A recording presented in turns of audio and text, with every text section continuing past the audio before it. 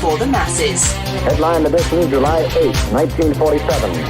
The Army Air Forces has announced that a flying disc has been found and is now in the possession of the Army. If the game is rigged, change the game. Game changer. I occasionally think how quickly our differences worldwide would vanish if we were facing an alien threat from outside this world. This is Fade to Black with your host, Jimmy Church, on the Game Changer Radio Network and KGRA, the Global Radio Alliance. I need your help to get to the year 1985. You're listening to Fade to Black with Jimmy Church on the Game Changer Network.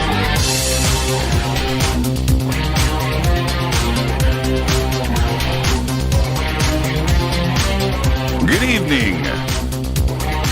Fade to Black. Bespoke radio for the masses. Yeah, man. How you doing? How you doing? Today's Tuesday, June 16th, 2020.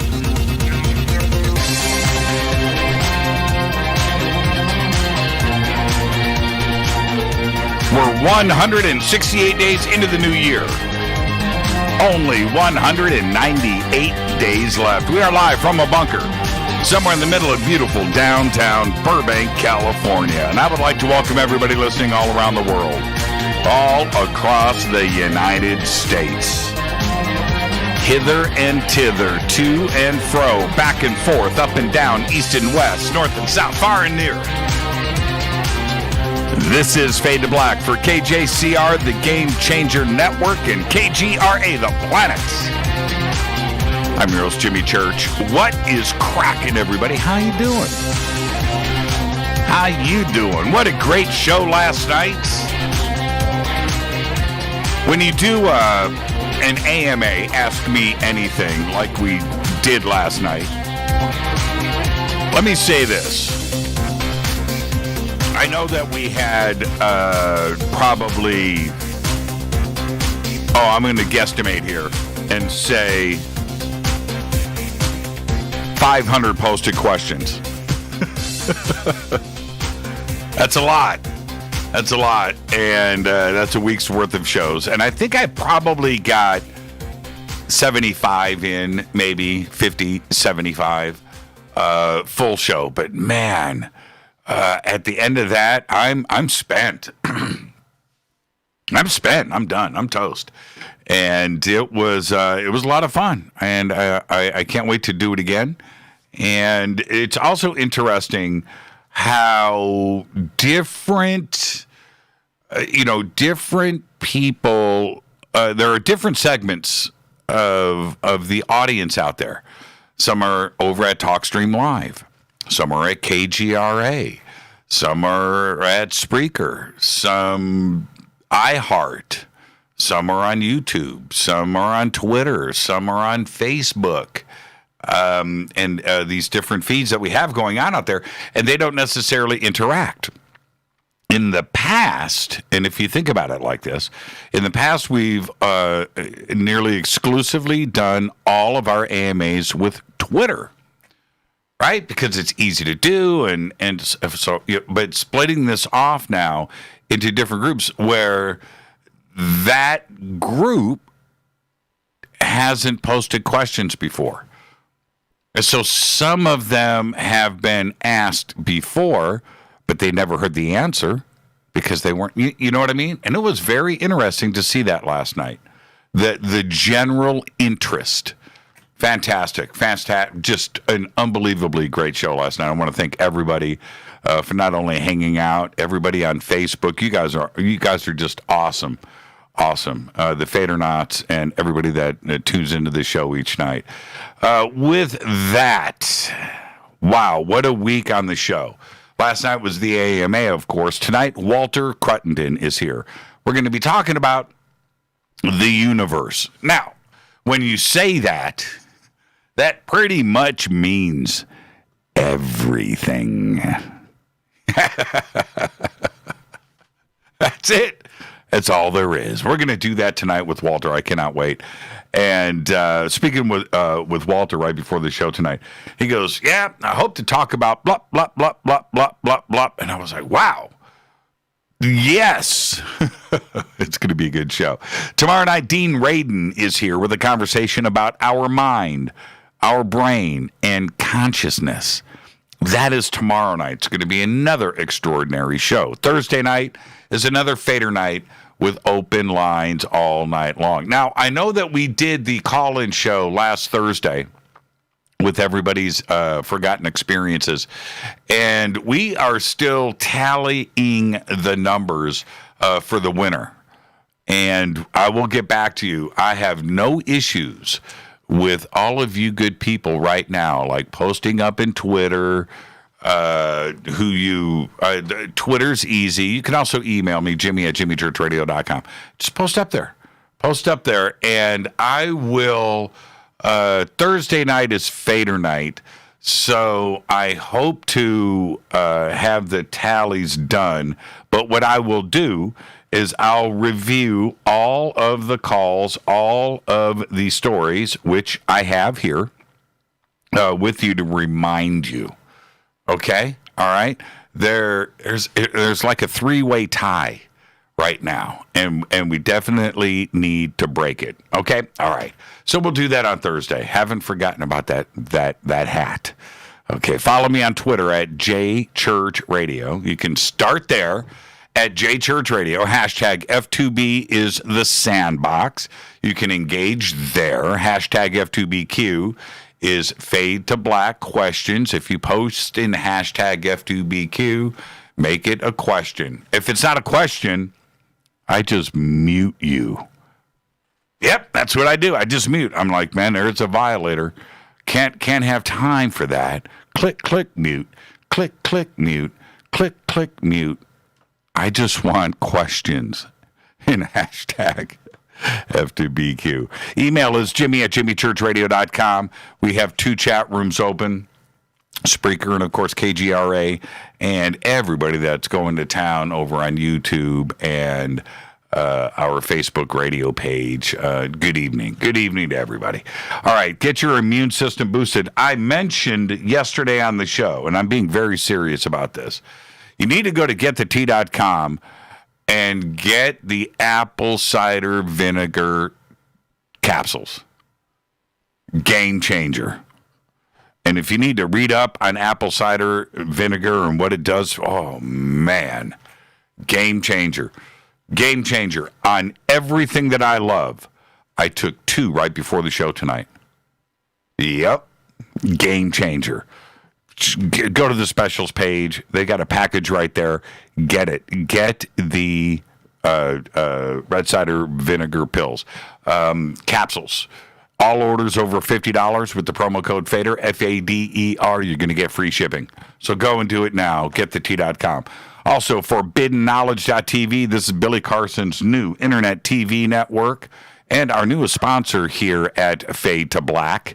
I want you to go right now, register, and you're going to get 3 days.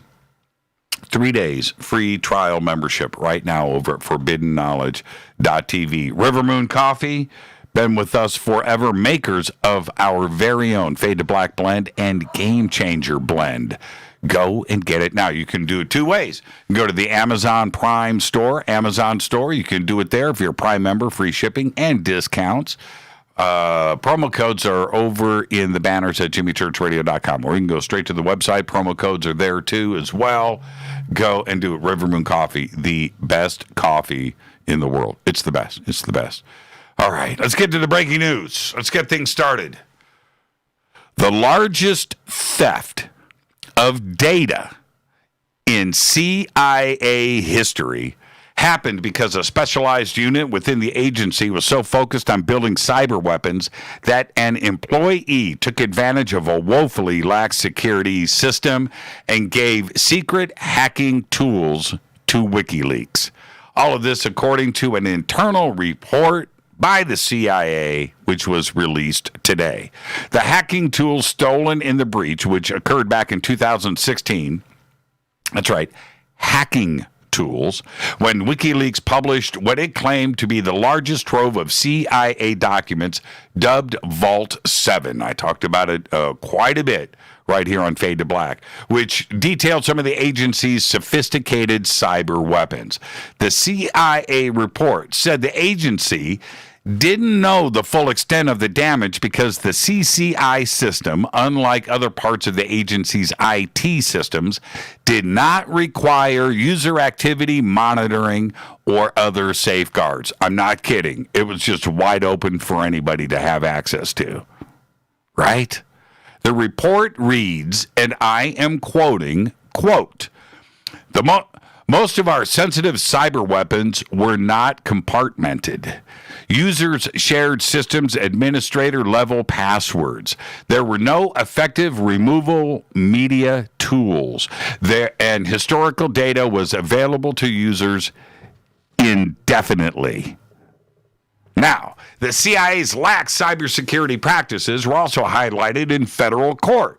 All of this happened earlier this year during the trial of Joshua Schultz, the ex-CIA employee who is accused of handing over reams of classified data to WikiLeaks in 2016. In October of 2017, the report was introduced as evidence during the trial, and Schultz attorneys argued that the system security was so poor that the information could have been accessed by a large number of employees. Anybody. In March, a federal grand jury in New York failed to reach a verdict on whether Schultz did, in fact, give the data to WikiLeaks. Now, there is talk in this report. We're talking about 34, 35, 36 terabytes.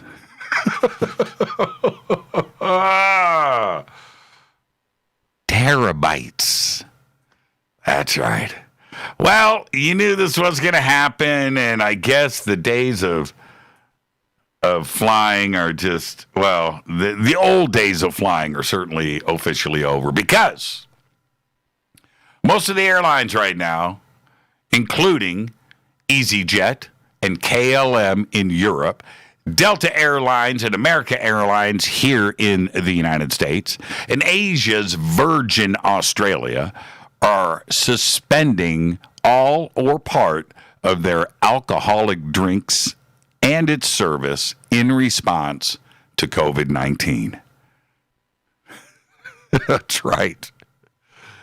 No more alcohol on airlines.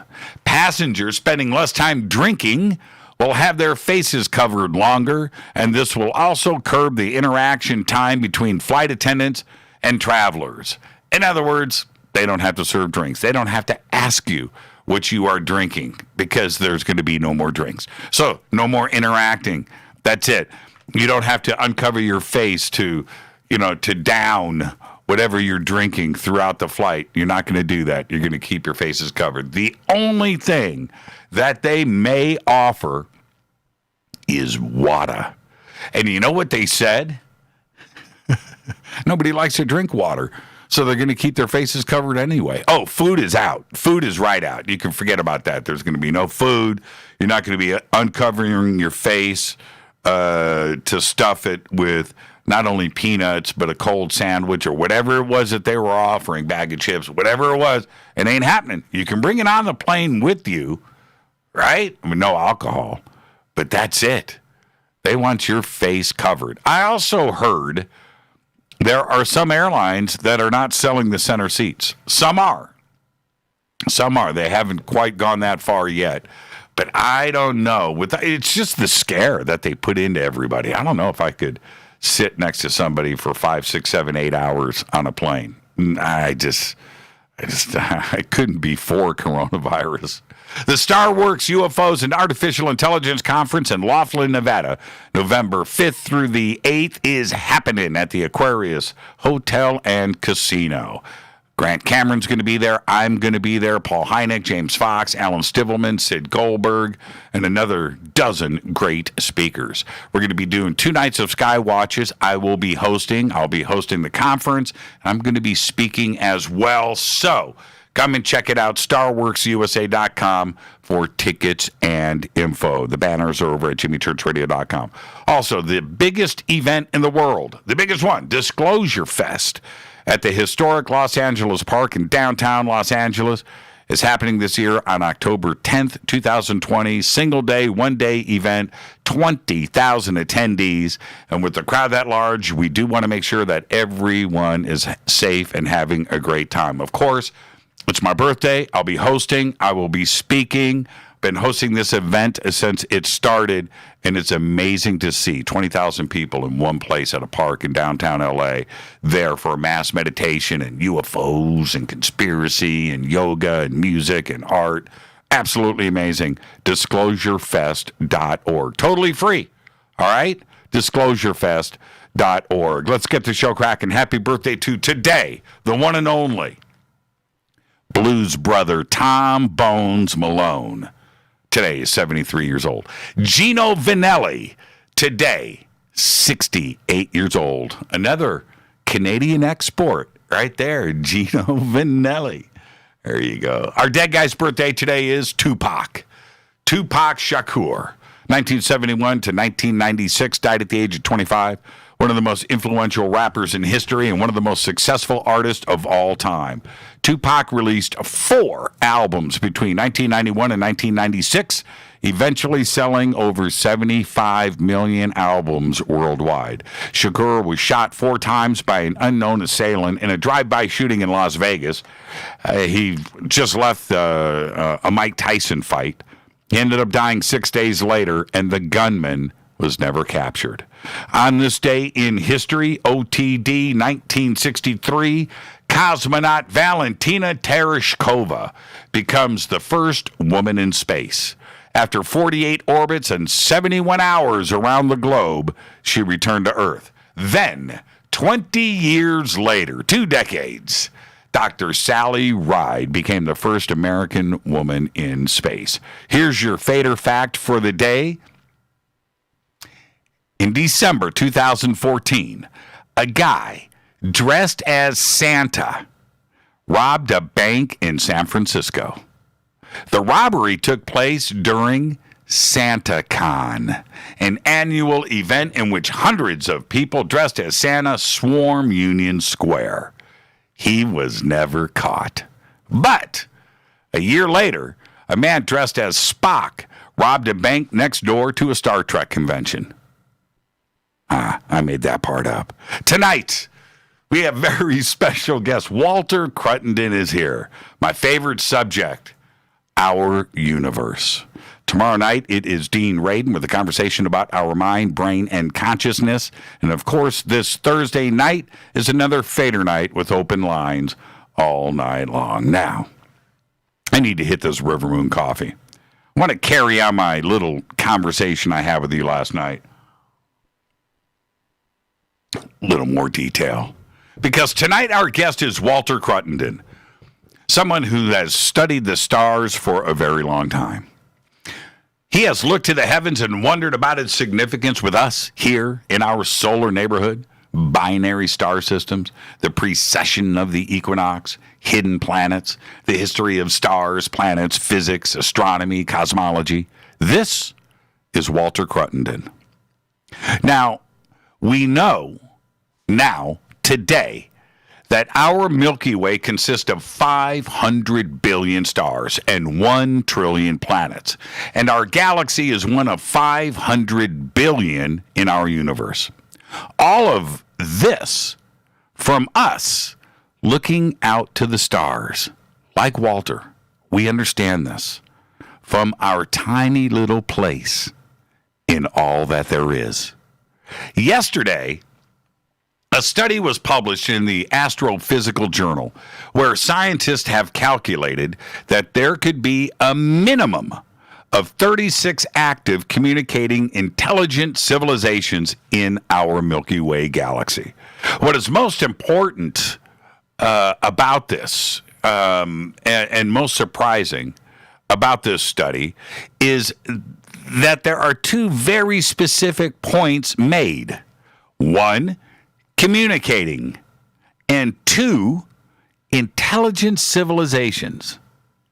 The number 36 is very strange as well, because first, it is defined, and second, it is rather small. With 1 trillion planets in our galaxy, you would assume that the number would be in the tens of thousands. So we have to ask ourselves the obvious question. What is it that they know that we do not?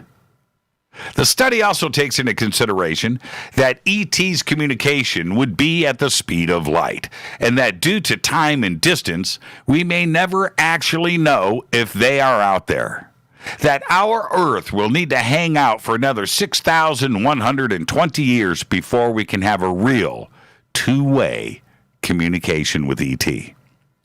The scientists also realized that a second set of numbers using more relaxed math, stating that there could be a minimum of 928 civilizations communicating in our galaxy right now, and that direct conversations with ET would happen in about 700 years. The scientists created the astrobiological Copernican principle. It's a new, fresh version of the Drake equation. This new math includes the history of star formation, the ages of stars, and their metal content. Now, the Drake equation was always just a stepping stone, and we knew that there were too many assumptions with it that made it almost useless. With it came the Fermi paradox. You know, right? I'm going to quote. I paraphrase. We know that there are countless advanced civilizations out there, but where are they, and why haven't they visited us yet? End quote. Now, if an advanced civilization is traveling to the stars, we must assume as fact, due to the vastness of space and the ginormous numbers involved, then they are not communicating at the speed of light. They are communicating at the speed of now.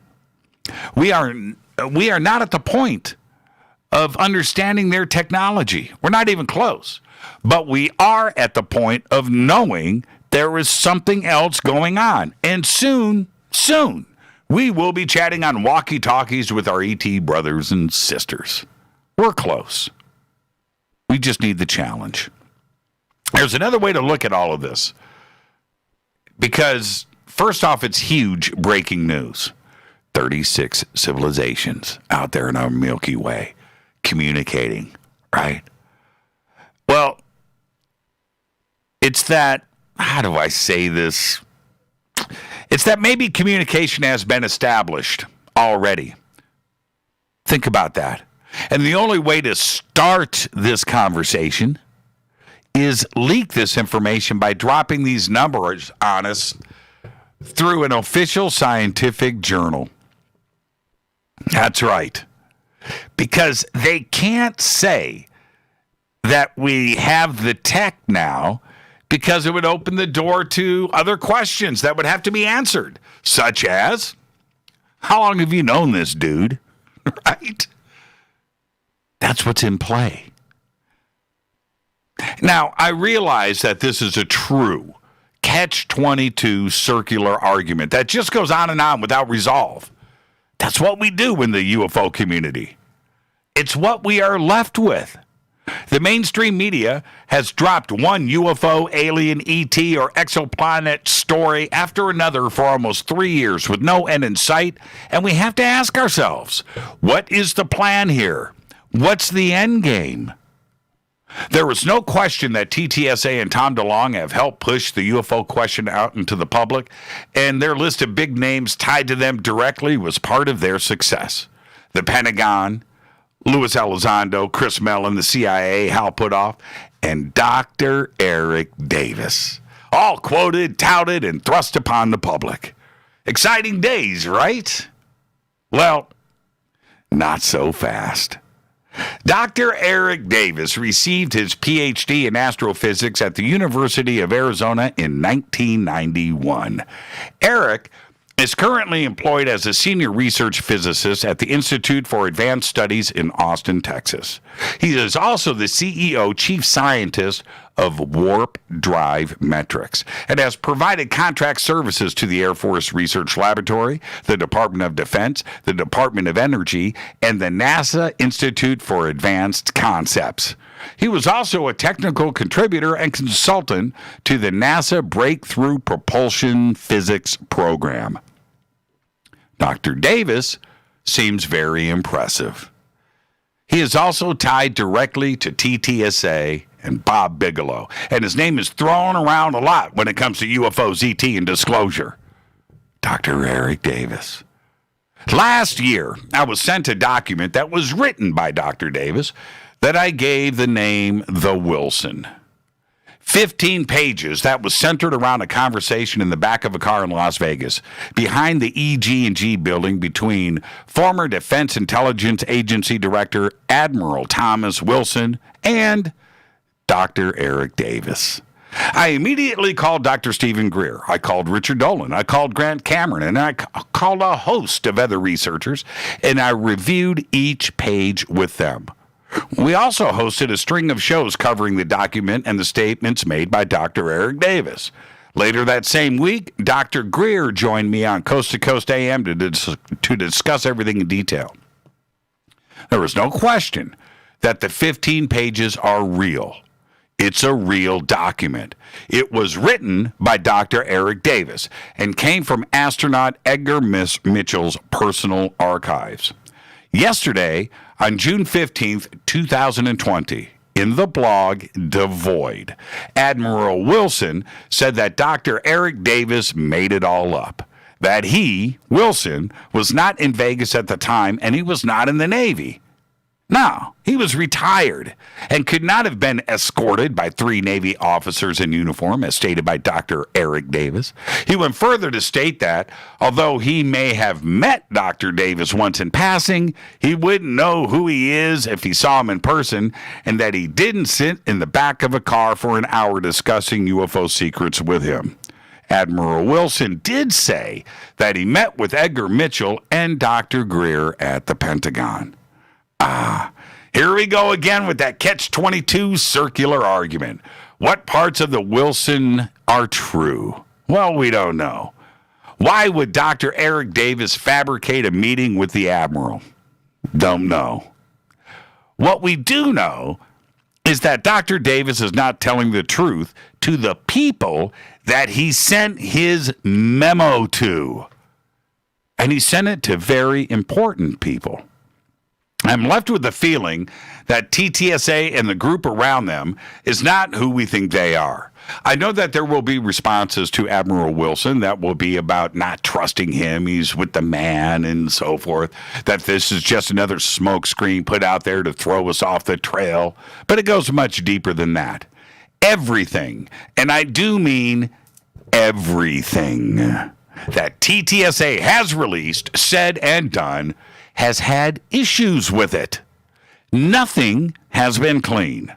The Wilson doc, written by Dr. Eric Davis, is another example of the crap that we, both as a UFO community and the public, have to sort out. We have to sift through and try to figure out what is real and what is not.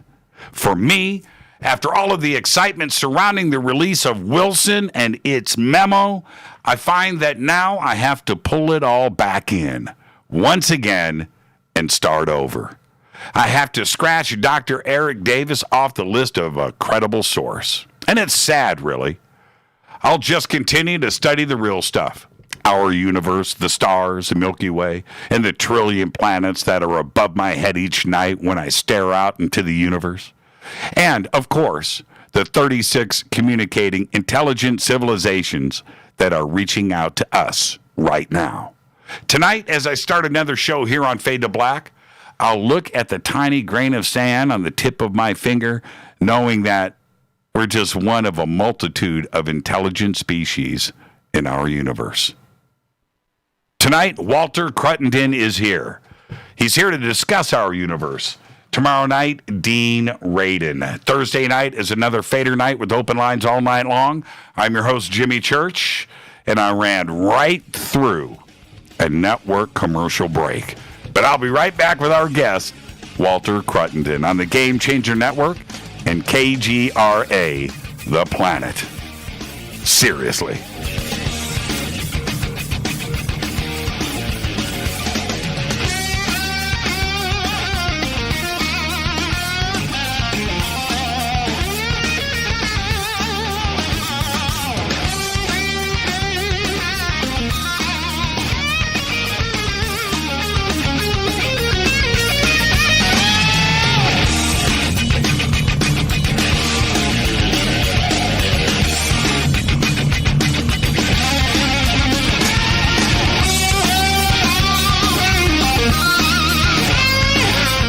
This is Nicole Church, daughter of you-know-who, and you're listening to Fade to Black on JimmyChurchRadio.com and the Game Changer Network. You're listening to Jimmy Church, Fade to Black. Fade to Black will now pause for alien identification. The station that talks the net. KGRA Radio. When you take the beans from Central America with dashes of Indonesian and African mixed in and then roast it to the dark side of Fade to Black, you create the ultimate brew of fringe. Introducing the Fade to Black blend from Rivermoon Coffee. Yes, Rivermoon's darkest customized roast was created for the love of Fade to Black. The alchemy of masterful roasting and smoking the beans is in every sip of this full-bodied, dark Java. I need my coffee dark, deep, with distinct bittersweet chocolate highlights, just like the bunker. Leaning further into the darkness of the roast is Fade to Black blend from Rivermoon Coffee. Just click on the banner at JimmyChurchRadio.com and use the promo code F2BBLEND for 15% off of your order today. Go Beckley Teppy. This is Jimmy Church of Fade to Black, and you can get our podcast for just $2 per month. All you have to do is click on the podcast banner over at JimmyChurchRadio.com. OMG! People are jumping on board to the Life Change Tea Regiment. Brew, steep, and drink for a gentle, taste-great cleanse. It's changing how they feel. See what everybody's talking about. Log on to getthetea.com. That's getthetea.com. Life Change Tea aids in digestive slowdown and helps people get moving down a healthy path. We won't make claims. We'll just let you decide. Experience is much better than a commercial anyway. If you want results, log on to getthetea.com and purchase your super strength cleansing tea. You won't be disappointed. And if you're looking for some mind-body suggestions, go to YouTube and punch in the search bar Health Matters Now. That's Health Matters Now. Put power into your health now. So, getthetea.com. That's getthetea.com for super strength tea. And YouTube, Health Matters Now. That's Health Matters Now for valuable suggestions. Getthetea.com. The tea that makes you go. 9 out of 10 geneticists agree. Fade to Black is not your father's radio show on the Game Changer Radio Network and KGRA, The Planet. Hi, this is Rob Reiner from Anvil, and you're listening to JimmyChurchRadio.com. What's up? I'm Chris. What up? This is Kyle Massey, and you're listening to Jimmy Church Radio.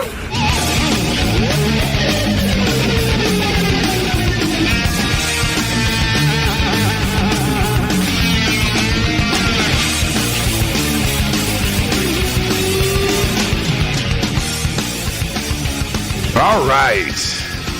Welcome back. Fade to Black. I am your host, Jimmy Church. Tonight, Walter Cruttenden joins us. Tomorrow night, Dean Radin. Holy smokes, what a week. Thursday night, another Fader night with open lines all night long.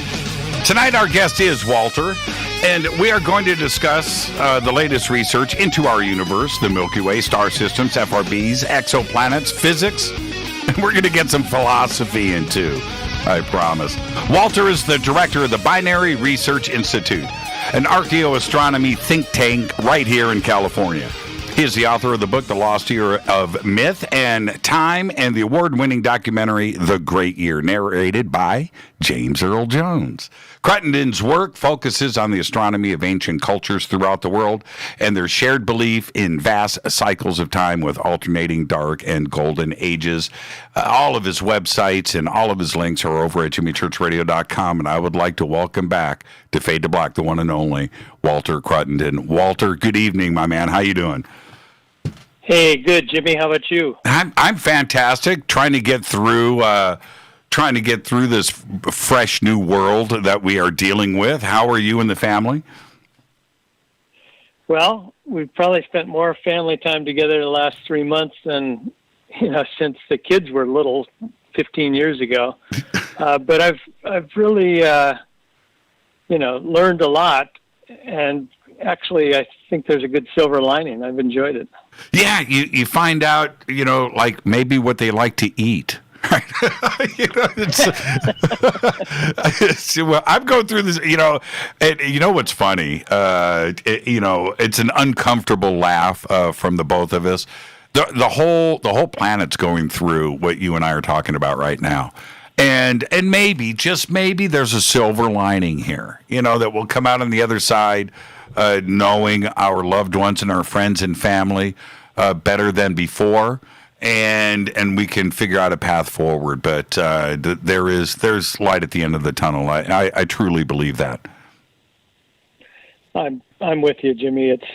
Things happen for a reason, and we don't understand all the reasons. Sometimes we'll never even know all the reasons, but you got to think that the universe is pretty amazing, and there's got to be a little bit of design and purpose behind it. We have so much to talk about tonight, and we're going to be discussing the universe in so many different subjects, but we're also later on in the broadcast, some new chit-chat popped out on the internet this week about the Mayan calendar and the Great Year and the redating of things. And I found that pretty interesting, and how strange that you and I were going to have this conversation tonight. So it'll be cool to also visit some of your other research and get into that. But I want to start here. I began my journey into physics and cosmology and astronomy about 30 years ago, around 1990. And looking back, it's been 3 decades, but looking back at how the numbers have changed and how the facts and the data and what we understand have changed in 25 short years, it's been a juggernaut, right? Because in 1995, there was still just our solar system, and we hadn't discovered an exoplanet. Right, that's right. And we think about that and where we are today. When did you start your research into the heavens? I was always interested as a little boy in astronomy, but I just figured that was kind of normal, But I really did read everything I could on it. And, of course, you're right, things have changed dramatically in the last couple of decades. And, that parallels the breakthroughs in computing and, the Internet, and just we can use effectively the whole Earth as a telescope now, by having different VLBI sites all around it. So it's amazing to read what's going on. And you're right on the exoplanets, because that's been a particular interest of mine. One of the early ones found, coincidentally, was we nicknamed Biden, because it was VP 2012, I believe, is the code for it. And since Biden was the VP in 2012, that's the nickname for it. And isn't it funny that he's so much in the press right now, and we're finding, of course, more and more of these exoplanets. And it's the pattern that they fall in that's really spawned my work that I wrote about in Lost Star, Myth and Time and the Great Year film. And it's the pattern that's led, the guys at Caltech to really come up with this idea that there's got to be something that creates that pattern. So as you know well, they're looking for a very massive object out there to put these things in the places where they are, sort of they're inclined to the plane of the solar system. They all have the perihelions. They're perihelions on one side of the sun, and it's just far, far too much to be a coincidence.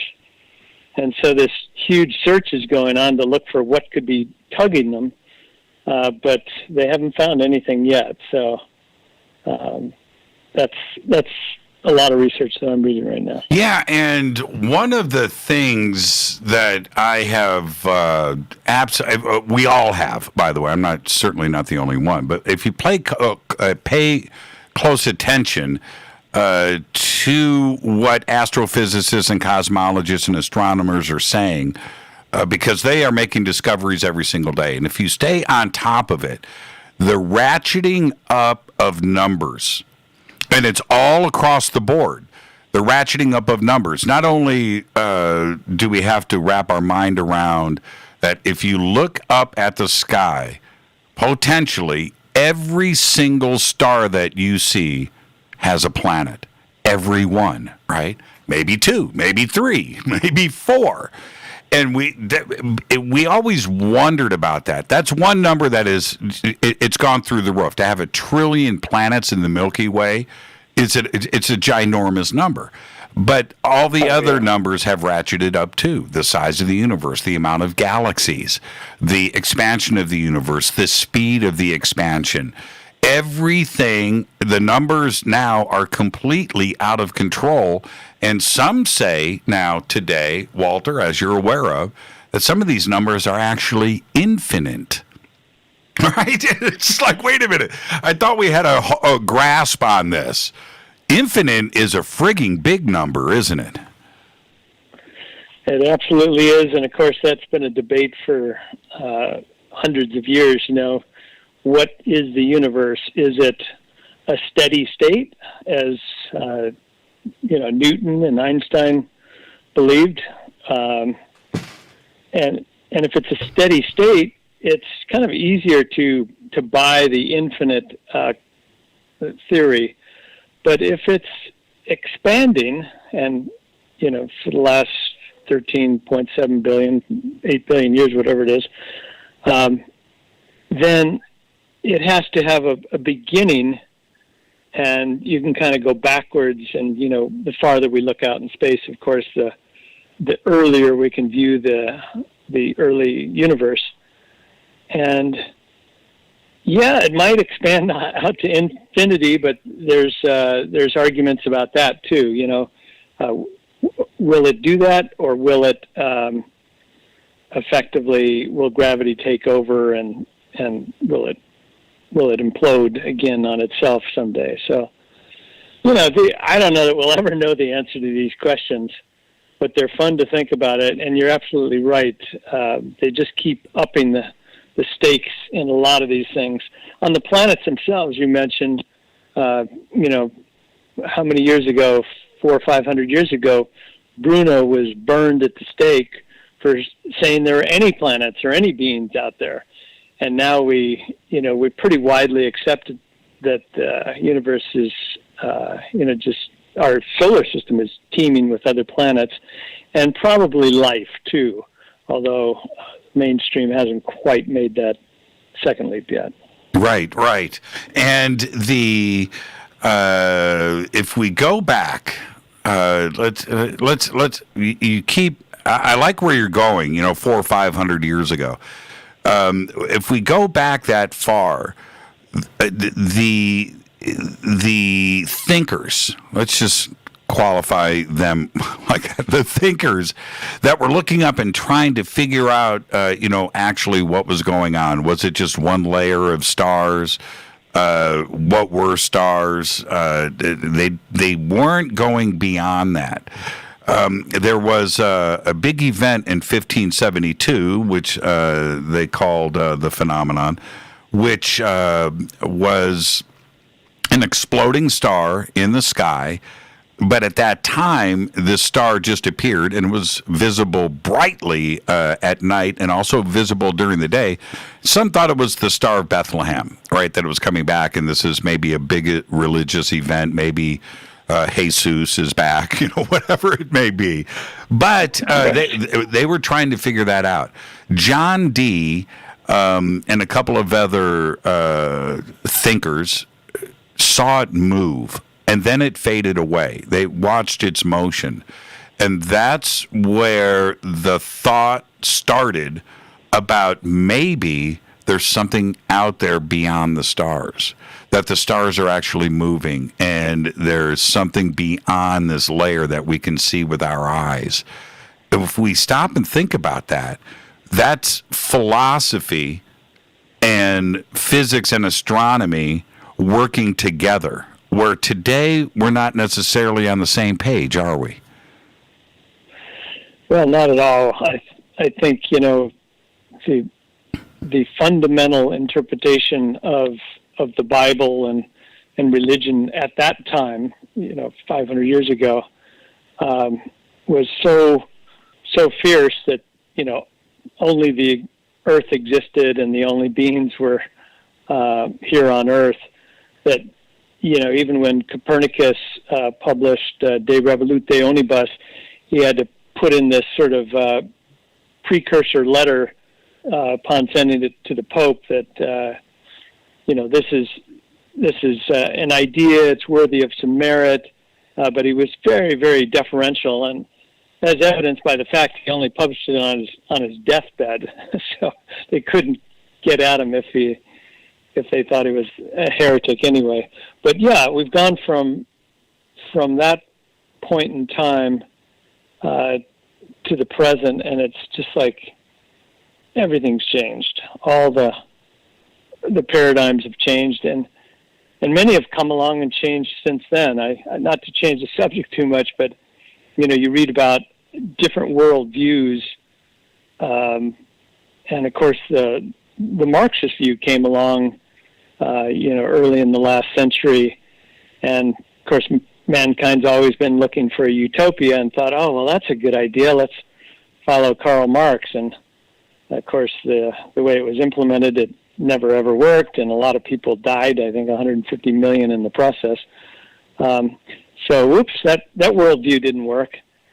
And now there's quite a debate about sort of the Darwinian worldview versus a religious or more of a design worldview, and even the biologists. I don't know if you've had guests on there talking about this, but they're questioning some of the doubts that Darwin himself penciled in, and it looks like we might have. There's some very serious scientists that are looking for an alternative way to explain, the big burst of species during the Cambrian period and that sort of thing. So, well, how so? I'm an observer here on planet Earth. Yeah. Let's expand on that. And one of the reasons why, and there's a multitude of reasons, but one of the reasons why that needs to be discussed and to come into play is that if we are aging our universe at 13.7, 13.8 billion years, and our Earth and Sun, rocking right now at about 5 billion years, thereabouts. Let's loosely use these numbers, but these are what are mentioned so often. Well, our Earth is almost half the age of the universe, and we know, or a third, roughly, right? Right.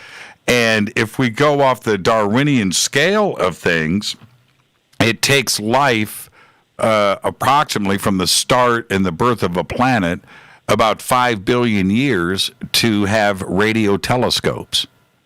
Right? That's it. That's the hard and the short of it, isn't it? Well, if we look at that, the math doesn't work then for the way Darwin has presented it, not the way that we understand we are here now. Right? Is that the conflict that we need to deal with? Well, I think the main conflict in the literature right now seems to be a little bit more fundamental, and that is that Darwin was a brilliant guy for sure, and he did come up with this this idea of adaptation of the species, and there's no question that animals grow thicker fur when they're in cold climates for long periods of time. Birds' beaks will elongate from generation to generation to get food that's hard to get at, and things like this. But he then sort of jumped to, and through that process you can make whole new species, and this is where the biologists now have been thinking about it, and a lot of evidence has come in since, including the whole idea of a genome and and DNA, and that there's actually any change that comes along to create an animal has to first be in the code.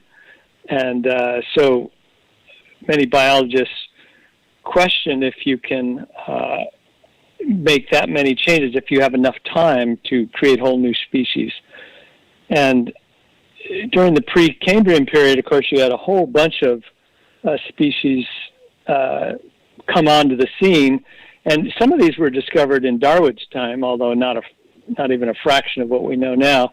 And Darwin always figured that, well, in time we'll find more fossils. The fossil record will show that these two slowly adapted into the species they are. So he left open this idea that you had to find all these missing links. And not only haven't we found missing links for that whole period, but we found more species, and we've realized, that species can't form unless they first have the digital code, and that takes just eons of time to do right. And so this is why the two groups that are questioning it, and that doesn't mean they're embracing God or intelligent design or something, but they are just saying these problems are unresolved, and so we need something else besides what Darwin gave us. And it's the mathematicians and the biologists right now. Yeah, and these concepts, all of them, not only apply to us because we live here, but they certainly must apply to the rest of the universe.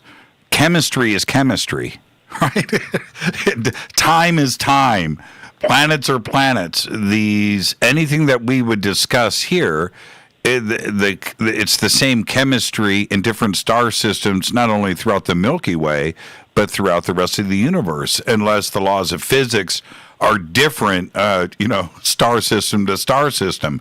And I don't think that is the case. Yeah, of course we don't know, but you can imagine that the big physics laws are inherent elsewhere in the universe. And of course, when we look at very distant star systems, we use them, and like gravity, we think is pretty applicable no matter where you look. But chemical reactions, I don't know. There's probably a lot that we haven't discovered yet. Just and that could be very different on methane planets and completely different planets. Even our definition of life, we tend to think of, a warm-blooded creature like us or some other lower form of life might be cold-blooded, but it has certain qualifications, and we would never think that it could live in a hazardous chemical. Hostile, right. Exactly, but that's what they found, of course, at the bottom of the ocean. And so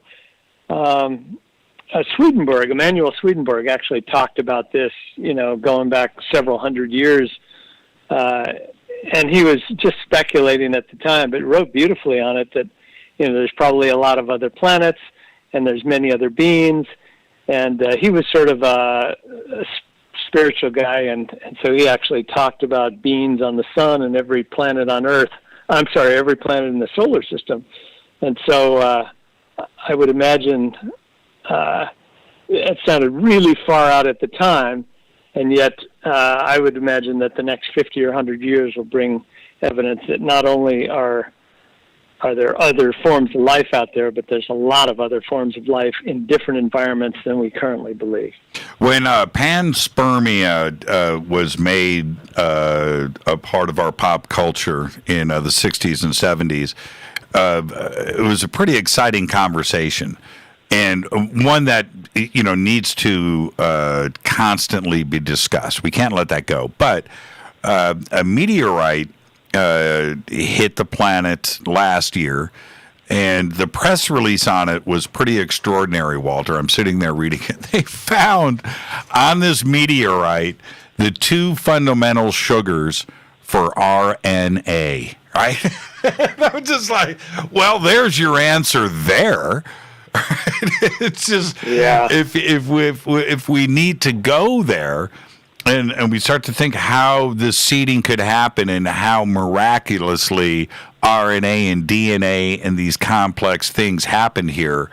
Well, apparently there's meteorites, with the two things that you have to have for the creation of RNA on them and landing on planets. And in the right environment, like you're saying, the right environment, magic happens. We need to take a break right here. Our guest tonight is Walter Cruttenden. Tonight we are going to be discussing all of the universe, all of his latest research. We're going to discuss the Milky Way, star systems, fast radio bursts, exoplanets, physics, and philosophy. I am your host, Jimmy Church. This is Fade to Black on the Game Changer Network and KGRA, The Planet. More with Walter after this short break. Stay with us.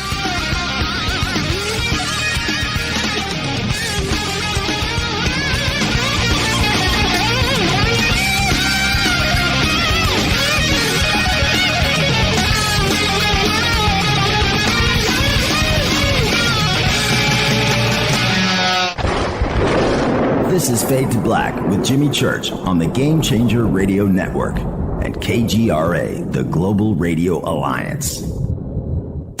This is KGRA Digital Broadcasting Station, Salt Lake City, Utah, Van Buren, Arkansas. Hello, my name is Billy Carson, and I am a best-selling author and the founder of ForbiddenKnowledge.tv. Together with my team, we have built an all-new conscious streaming TV platform designed with every family member in mind. If you have ever wanted to travel the world and attend lectures and workshops from your favorite speakers but weren't able to, look no further. ForbiddenKnowledge.tv. There are dozens of workshops and lectures from speakers you know and love. We have also included amazing categories to assure that your consciousness is entertained and elevating on a daily basis. Amazing interviews, ancient history, ascension knowledge, wisdom teachings, documentaries, conspiracies, mysteries, health and fitness, conscious cooking, meditations, finance, yoga, and so much more. To start your free trial on any mobile device or computer, surf to ForbiddenKnowledge.tv. That's Forbidden Knowledge with the number 4, ForbiddenKnowledge.tv. Again, visit ForbiddenKnowledge.tv today. Introducing the new Surfer Music app. Listen, fade or not, you know I love my music. This is my go-to for all things notes. The Surfer app is a brand new concept in music listening. Surfer is free, providing unlimited access to thousands of live streaming radio stations. Surfer is an exciting, interactive listening experience. Discovery and surprise are built right in. Surfer is your destination to discover and rediscover great live streaming music. It features high-quality audio streams, free access to music from thousands of live streaming radio stations, unlimited listening, unlimited skipping. You get a music visualizer, and you can also select your favorite channels. Get it at the Apple App Store or Google Play. Just search Surfer Music or click on the Surfer banner at jimmychurchradio.com. Go back, Lee Tappy. Okay, nurse, let's get this man to the ER stat. Right away, doctor. We see this every day. Heart attack or angina pain due to blocked and clogged arteries. Chelation can remove obstructions or blockages from arteries and help avoid painful and expensive surgery. Now there's Angioprim. It's a liquid oral chelation product that you take with juice. You start to feel the results fast. Angioprim increases blood flow all over the body, and that means more energy and strength to take on the day with less aches and pains. 60 years of research has gone into chelation. and Angioprim is the result. A safe and easy way to unblock your veins and arteries from buildup that slow circulation. Paging Dr. Jones. Please report to the emergency room right away. Log on now to angioprim.com. That's ANGIOPRIM.com. Or to speak with a trained consultant. Give Angioprim a call at 954-882-7221. That's 954-882-7221. Hello, I'm Katie, and you're listening to my main man, Jimmy Church, on jimmychurchradio.com. Hi, this is Ray Hobbs here, repping the planet, and you're listening to my good friend, Jimmy Church, Fade to Black, on the Game Changer Network and the KGRA digital broadcast station. This is Toby Kebbell. You're listening to jimmychurchradio.com. Don't hurt me, Jimmy. I'm only little. Hey, I'm Adrian Grenier. And this is Ari Gold. We're the Honey Brothers. Yes. We're of the Honey Brothers. Hey, I'm Adrian Grenier. And I'm Ari Gold. We're the Honey Brothers. And you're listening to Jimmy Church. The Revolution. This is Jimmy Church of Fade to Black, and you can become an official Fadernaut by just going to our membership section at jimmychurchradio.com. Hello, this is Serena Wright Taylor from Conscious Life Expo, and you're listening to Fade to Black with Jimmy Church, who holds the Lucky Pony record for the best astrological chart since 1963. True story. This is Micah Hanks of the Gralien Report, and you're listening to Jimmy Church on Fade to Black, across the globe on the Game Changer Radio Network and the one and only KGRA Radio, The Planet.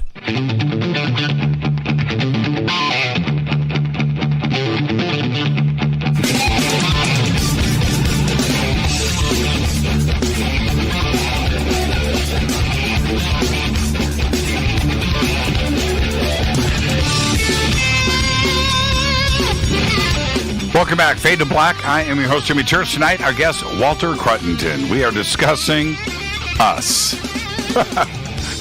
the universe.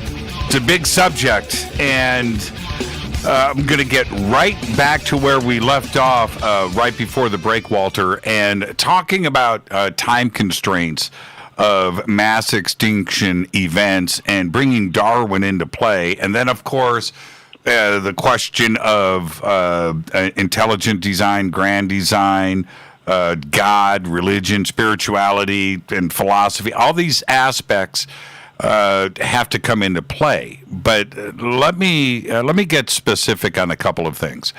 When we talk about these mass extinction events like the Cretaceous period, the last big one, 66 million years ago, that's like yesterday.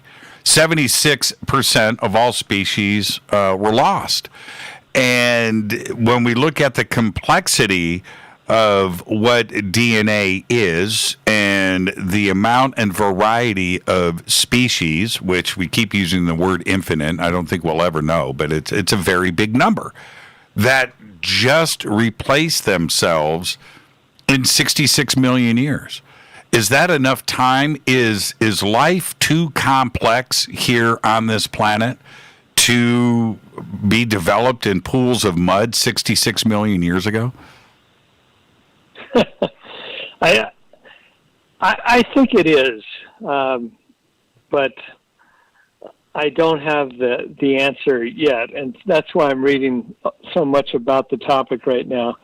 I've always been interested in these general cycles of time, and I think we've talked about the yugas before, Jimmy, which is sort of an interesting way to frame it. But there's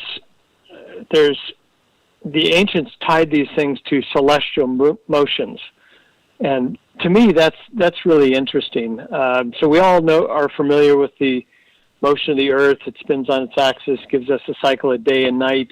We're during the nighttime, we're going to the subconscious, and we hardly even think about it, even though it's a completely different world. And then, of course, with light again, we come back into the conscious world, and everything's different. But the ancients tell us that there's these types of changes happening on a longer-term basis, we know, the second cycle of the Earth goes around the sun on a slight tilt, causes increasing or decreasing amounts of electromagnetic radiation hitting the Earth, and that gives you the seasons, and that causes, trillions of objects to spring out of the ground, bloom, decay, and go through their cycle.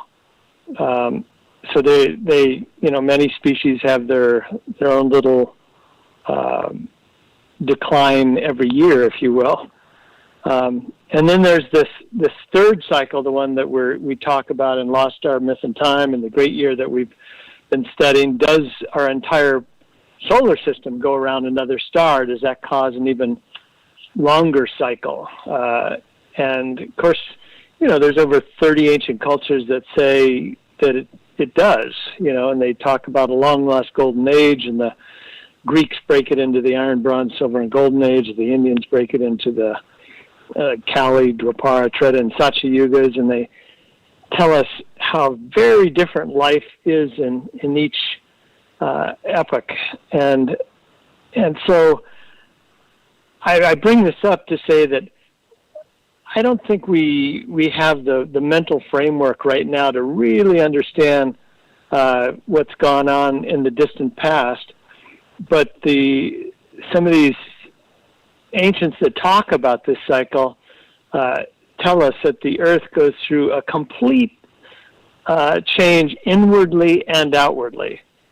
And what I'm really interested in right now is the changes that we're going through at this particular time in the cycle. So can I just elaborate on that point? Yeah, absolutely. I'm right here with you. Okay. So according to the Vedic tradition and the Greeks, Plato called this cycle the Great Year, and it's one precession of the equinox, which is roughly 26,000 years, depending on how you measure it. And we all agree that there was a dark age, and it wasn't that long ago, and there were great civilizations that sort of melted into the dark age. Göbekli Tepe faded, the ancient Egyptian civilization faded, all of Mesopotamia, Sumer, Akkad, Babylon, etc., the great Indus Valley, Harappa, Mohenjo-Daro. These are places that they had fantastic buildings with indoor plumbing and heating and municipal systems and science, mathematics, and they just sort of predicted their own decline. And sure enough, the Mesopotamians, for example, they had these great ziggurats and hanging gardens and fantastic cities, and they, a few thousand years ago, or by the time of the Dark Ages, they were literally nomads, in tents and camels. And so it tells me that this cycle probably has some reality to it, and that we should study these, longer motions of the Earth to really better understand what's going on here on Earth.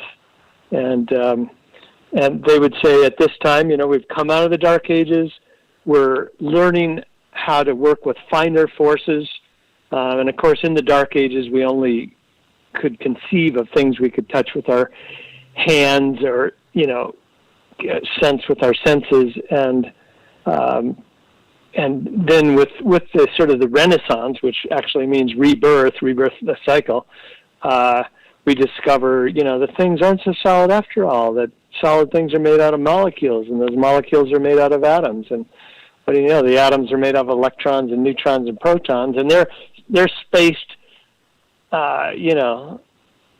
so far from each other that everything is virtually made out of nothing.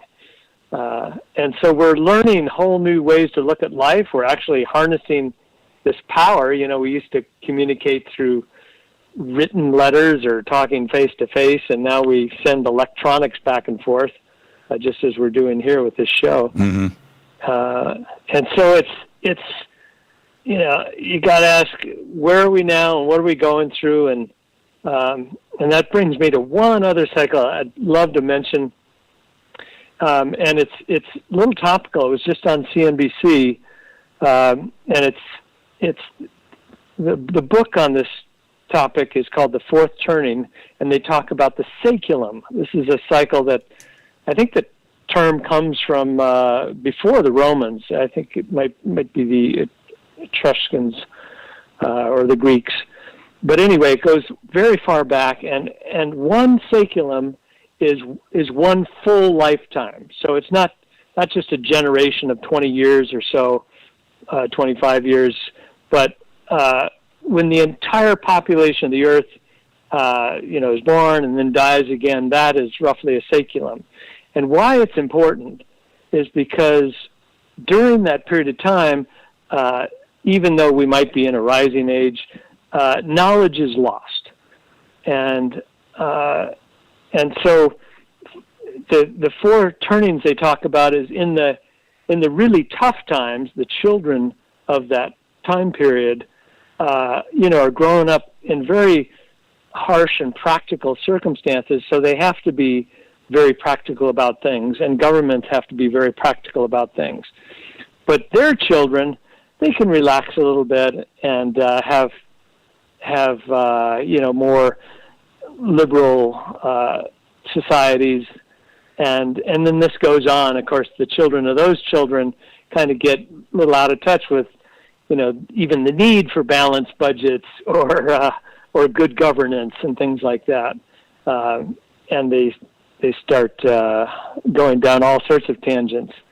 And so the main author of this book, Neil Howe, he was just recently on CNBC, but I had listened to him in 1997 when his book came out, or it was a couple of years after, and he was saying, yeah, we'll be ready for the next turning around 2020 or so.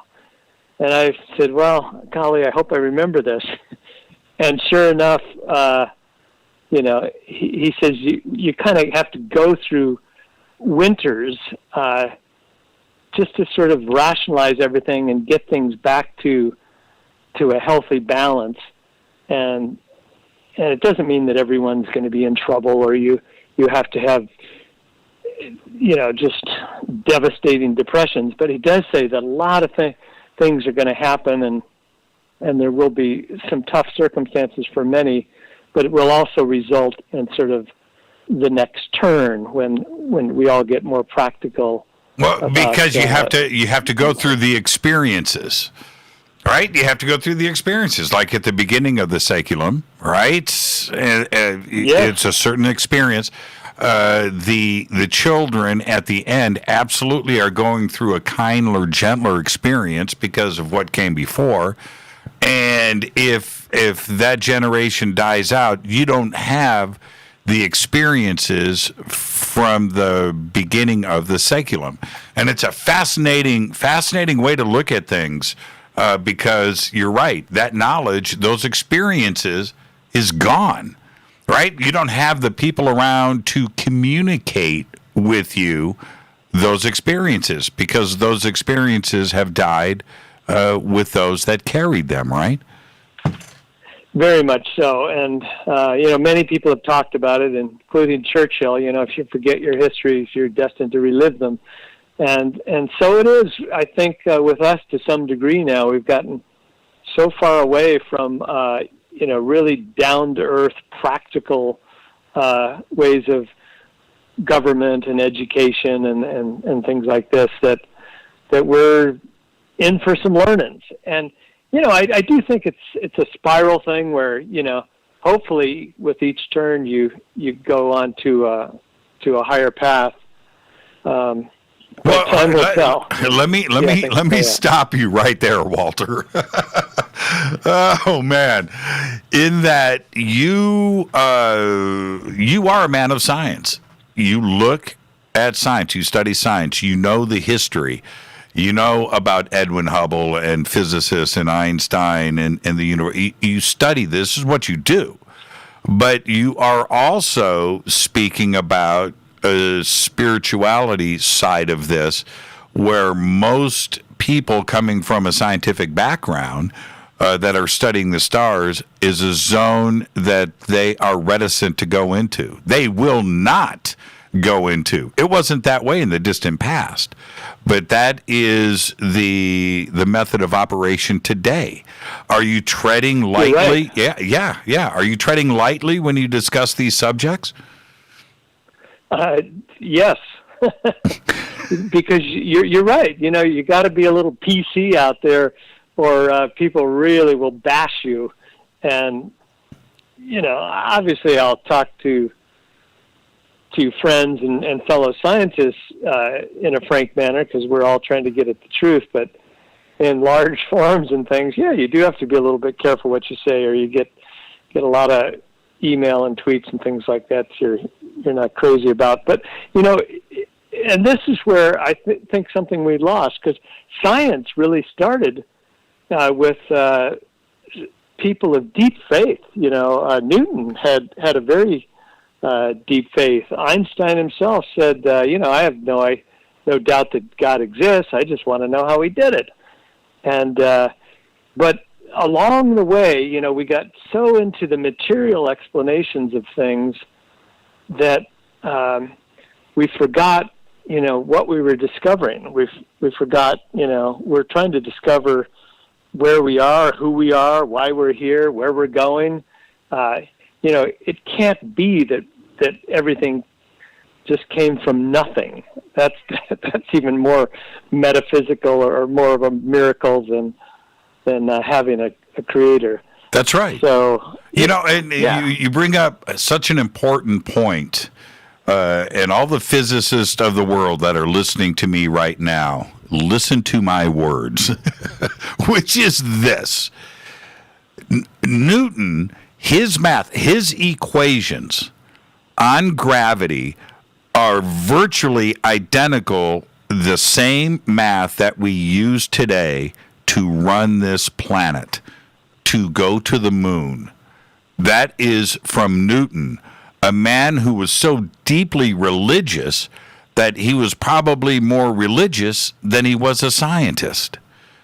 And we have lost track of that. Physicists will mention that in passing. Oh yeah, sure, he translated the Bible. He did this. But and they'll just let it go. But Newton was okay with that. Yeah, no, it's almost like we think, well, we've evolved. We're smarter now. We don't have to rely on superstitious causes. But we've thrown the baby out. Really, we've thrown God out with the bathwater, if you will. And we talked about Darwin earlier.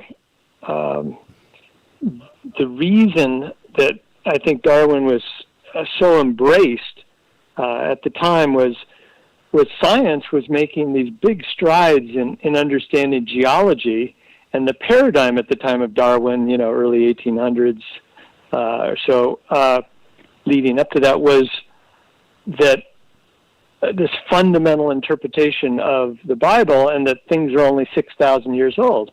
Well, obviously, science couldn't agree with that, and so Darwin was just quickly embraced for everything he wrote, even though he himself doubted certain parts of it. And I do think we need to, religion is trying to find a deeper truth, in my opinion, as it sort of evolves from a purely fundamentalist way of looking at things to a more mystical or spiritual or consciousness point of view. And same time, science has to not be so vain as to throw out non-physical causes to things. I mean, the whole idea of consciousness, science doesn't even have a good explanation for. And so, we have to meet in the middle somewhere. We do. And the two trains, right, running parallel, but they're getting ready to cross over and hit head on. And it's kind of strange how I think the spiritual, not even to go even into religious, but let's say the conscious community, the spiritual community, is okay with science. They're okay. They don't have a problem with science. Science has a problem with the spiritual side, right? And they think that there is this great divide. I don't think the great divide exists. I think it only exists with the scientific community, and it's not a two-way street, right? Right. I would agree with that, the other side is a little bit more open. But, I would say, too, that there's a fair amount of scientists that are, spiritual or trying to understand what consciousness is on a deeper level. And it's just that they're almost ostracized if they talk about it because, we think of the scientific method as something you absolutely have to prove. And what if there are things that can't be easily proven, at least physically proven? And so that's, I think, where the dilemma is. Yeah, that's a tough community, too. The spiritual scientists. They get together once a year, all 10 of them, at a banquet room in Laverne. But it's...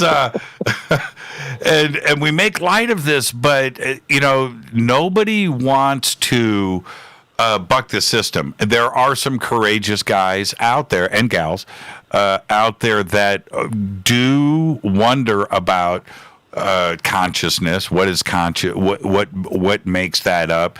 Is there something more that needs to be discussed here about not only the creation of the universe, but how did we get here? What makes us think and talk? It's not just chemistry and electricity that cause these things to happen. We laugh and find humor in things, and we cry and we have emotions, and we're affected by things by something else beyond chemistry. And they're trying to figure that out. And then it's the hardcore scientists out there and the physicists that go, nah, nothing to see here, move along. It's very interesting to see these arguments happen. It is. One of my books on my list, I actually haven't read it yet, but it's by a fellow who went to Cambridge, got his PhD. I think it was in both biology and mathematics. Don't quote me. His name is Stephen Meyer, and I listened to a talk that he recently gave. And so his book on this topic, it's called Darwin's Doubt, The Explosive Origin of Animal Life and the Case for Intelligent Design. So he's not afraid to go out there on the limb a little bit, but he uses science 100% of the way to raise these doubts and to make people think. And for me, it's actually very comforting because I feel like the whole idea of intelligent design behind the universe had been so thrown out and so denigrated that it left a little bit of an empty spot, and sort of to bring it back in and say it really has a basis. As a matter of fact, if you look at life, it all has a code behind it that I just found it sweet and comforting. I read, it's about 6 months ago, I read the math on how many chemical changes and decisions are made in the human body per second, right? Right. I read, and this number had like 23 zeros, right? And you have to stop and think about it. And every one of these decisions, of which there are trillions upon trillions, I forget what the number is called, that are happening each second, are deliberate. If they're not, we don't live. Right? It's like, wait a minute here. There is something, we needed to stop and actually discuss this. How is it possible? And it's not just in human beings, it's in every living creature on this planet. And you think about that kind of diversity, and I'm okay with something else here besides chemistry getting lucky. And I don't understand why science doesn't do the same thing. I thought science was about asking questions. Well, it should be, and I think it is. But there for some reason, we've gotten to this odd place where there are certain questions you can't ask, and it's just not right. I guess that's because the science is supposed to be settled, but golly, if we know anything, there's sort of always a deeper truth, and thus, Newton worked really, really well, except he didn't very well define the small things or the super big things, and so we needed Einstein. And so we do have to question. I guess we just have to do it in such a manner that we don't piss too many people off. Well, and we're going to do, when we come back after this break, we're going to go right there, because even Einstein got it wrong completely. And like you said, a static, stable universe, an unmoving universe was the accepted norm. And when we come back, we're going to discuss that, because Einstein had to backpedal, and it must have not have been easy for him, especially at that time with his fame that was going on around the world. This is Fade to Black. I am your host, Jimmy Church. Our guest tonight, Walter Cruttenden. We are discussing everything. This is Fade to Black. I'm your host, Jimmy Church. More with Walter when we come back after the short break. Stay with us.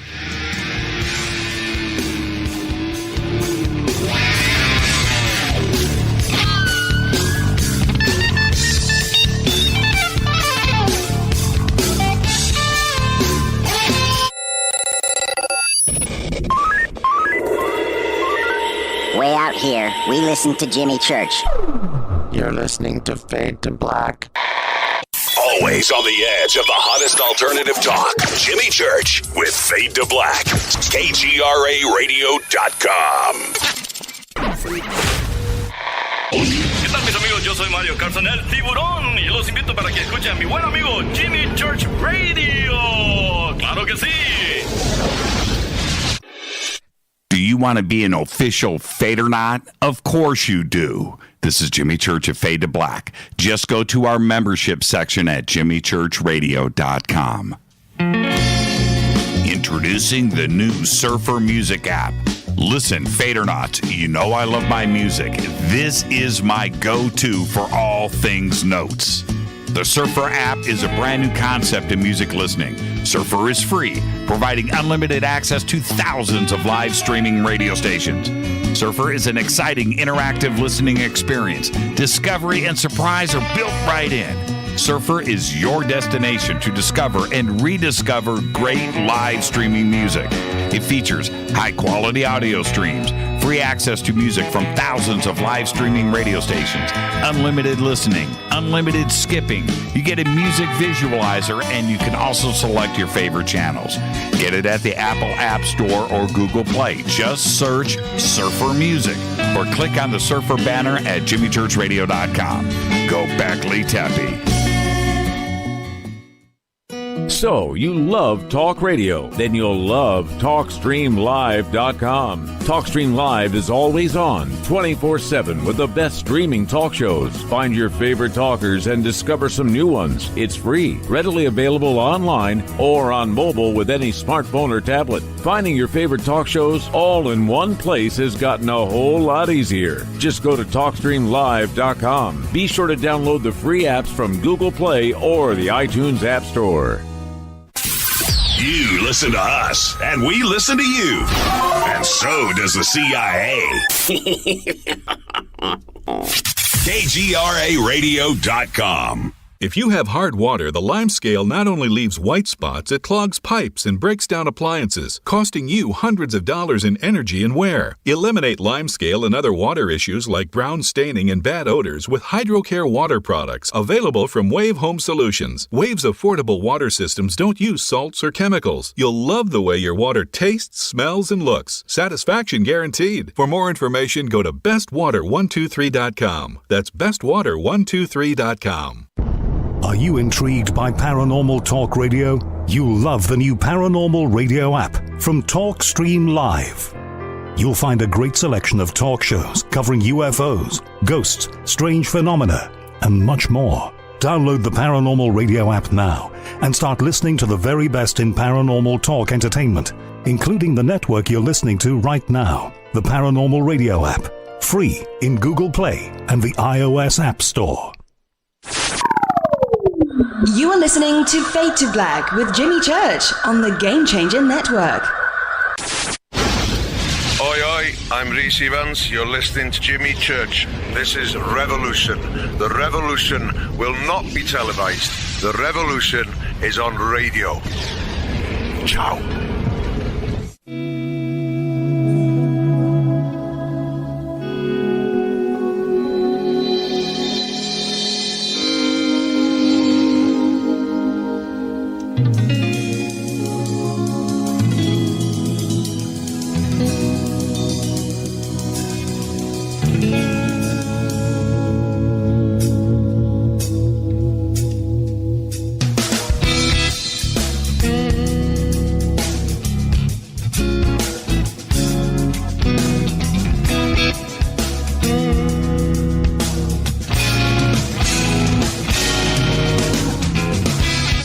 Welcome back, Fade to Black. I am your host, Jimmy Church.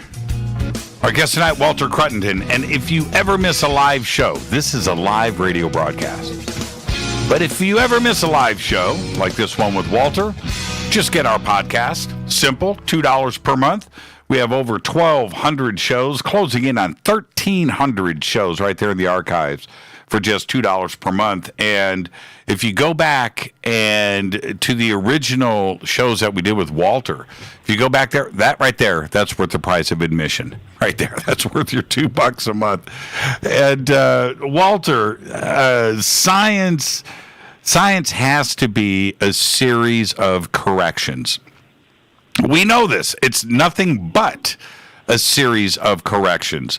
And back in 1922, and I read so many books and studied, Einstein's big blunder, and the mistake that he made. It was Edwin Hubble that set him straight on that. What happened? Oh, good question. So some of those corrections you're referring to are so big that they change our worldview, and I think that's why these things are memorable in history. So, prior to Hubble, it was thought that, at least by the material scientists, that the universe was in a steady state. And it's just because there was no evidence for anything else. You just look out at the night sky and you figure everything's always like this. The fixed stars are fixed, not much is moving. And that was perplexing to a lot of people because it goes directly against sort of a higher spiritual teaching, if you will, where the Bible, I think page 1, it says "in the beginning," so implying that the universe has a beginning. And so there was this little underlying dis-ease between sort of the spiritual community and the scientists of the time, and it was Hubble that really was one of the first to understand that those fuzzy things we see out there that we thought were just nebulae are actually galaxies, and then if you look really close, there's a whole bunch of galaxies, and if you look closer still, some of them seem to be very, very far out there, and if you look closer still, you'll see that many of them are redshifted, meaning that the waves coming from them, the electromagnetic wave is, if it was coming towards us, if the object, say the galaxy, was coming towards us, the wave would be compressed, it would be blue shifted. If it's going away from us, it's red shifted. So he not only realized there are a lot of galaxies and they're moving far away, but that that the whole universe is expanding, and that's a revelation to this whole other conversation. Because if the universe is expanding, that means you could go back, 1 billion years ago, 5 billion years ago, 10 billion years ago, and it's smaller and it's smaller and smaller and smaller. So it really means the universe has a beginning. And so once again, the sort of the ancient teachings are realigned with science. And so it was a glorious period in my mind, and Hubble deserves a lot of work. And so does George, I think his last name is Lemaitre. He was a Belgian Catholic priest who happened to also be an astronomer. So maybe he had some other reasons for effectively looking at the redshift data and coming to this explanation. There was a big bang. Yeah, and what was so interesting for me about that period, we're talking about 1922, 1923, in that when Hubble, and all of this happened literally in my backyard on Mount Wilson, which you can see from my home, and the Mount Wilson Observatory, and Edwin Hubble had just fired up the biggest telescope in the world. It was a 100-inch telescope called Hooker. It was the Hooker telescope. And so him and his assistant started, mapping these stars out, and they found in Andromeda, and they see them moving, and the redshift that you're talking about. And what he then discovered was not only are they moving, but the further out a galaxy was, the faster it was moving.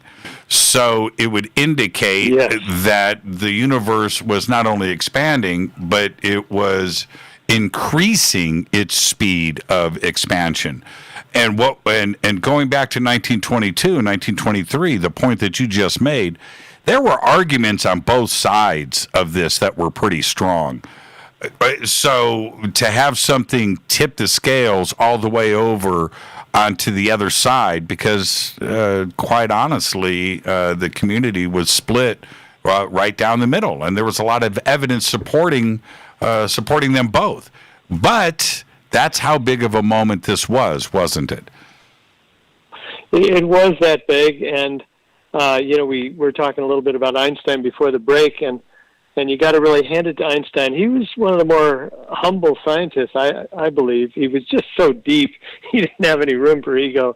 But, he was the one that, had come up with this whole steady state, static universe. And so he even had to invent a constant to make sense of it. And of course, when he saw Hubble's data and talked to a few others, he realized that it has to be expanding. Well, there's a famous photograph of Einstein with Edwin Hubble at the Hooker telescope looking through the eyepiece, right? And it was like a week later, Einstein went back with an eraser. Right, changed a couple digits and changed his equations for everybody. And you're absolutely right. He was very humble in that regard. He didn't want to do it. He changed it a couple of times leading up to that to make everything static. Right, that's the other extraordinary thing. And today, which also leads into some of your research. Today, I don't see that same freedom of thought in physics and astronomy, where it seems to stay inside of the box. Nobody wants to go outside of the box. Why do you think that is? I think it's almost, I think it's because materialism, just a materialistic explanation of the universe has become a religion for some people. They don't have a religion. They want something that they can believe in. We all need a worldview to just sort of get up and operate in the world. We kind of have to have some opinion about what's going on. And so, you have the world right now broken into this totally materialistic point of view, which is almost, like I say, become a religion. And they are wrong if the other side is right. And it just seems they're too intractable at the moment, because there's so many things we can't explain with a completely materialistic view. I agree it's good to try to come up with laws and principles. Even if I was the creator, I would use a lot of AI tools. And I think that's what he does. He uses laws of physics and things just to keep things going in the meantime, so he doesn't have to have his hand on everything. But I think science does need to allow for, things, non-causal sorts of things. And to say that the universe all comes from nothing, really the current theory, Big Bang Theory, is it comes from a singularity event. And that's smaller than nothing. And, to me, that's just another definition for God. So I don't see what all the trouble is, but apparently people are in two camps. Well, and there's two ways for me to look at this. One, we know that Einstein's equations work to a certain point. And when you get smaller and smaller and smaller, closer to the beginning of time, right? The event, the Big Bang, the equations get jumbled and they don't make any sense anymore. So there's that part of it. The other side of it for me is when we look at the ancients, it doesn't matter what the culture is, but the further back you go, there was a fundamental understanding of science. Where it came from, I don't know, because we're not any closer to it today. But they had to talk about knowledge of a precession that covers 26,000 years doesn't make any sense. We've only had fundamental science for 300 years. So how did that apply? And then at the same time, they had the spiritual side of their knowledge that they understood and that they lived by. Today, that part is right out. So maybe we should go back and look at the way the ancients tried to present this, because they had a fundamental knowledge of things back then that they clearly understood, didn't they? I would agree. Yeah, no, the ancient rishis, Vedic tradition are just amazing. The more I read about them, the more in awe I am. And they didn't really separate science and religion. I read a book that really helped me see this a little bit more, and it's actually called The Holy Science by Sri Yukteswar.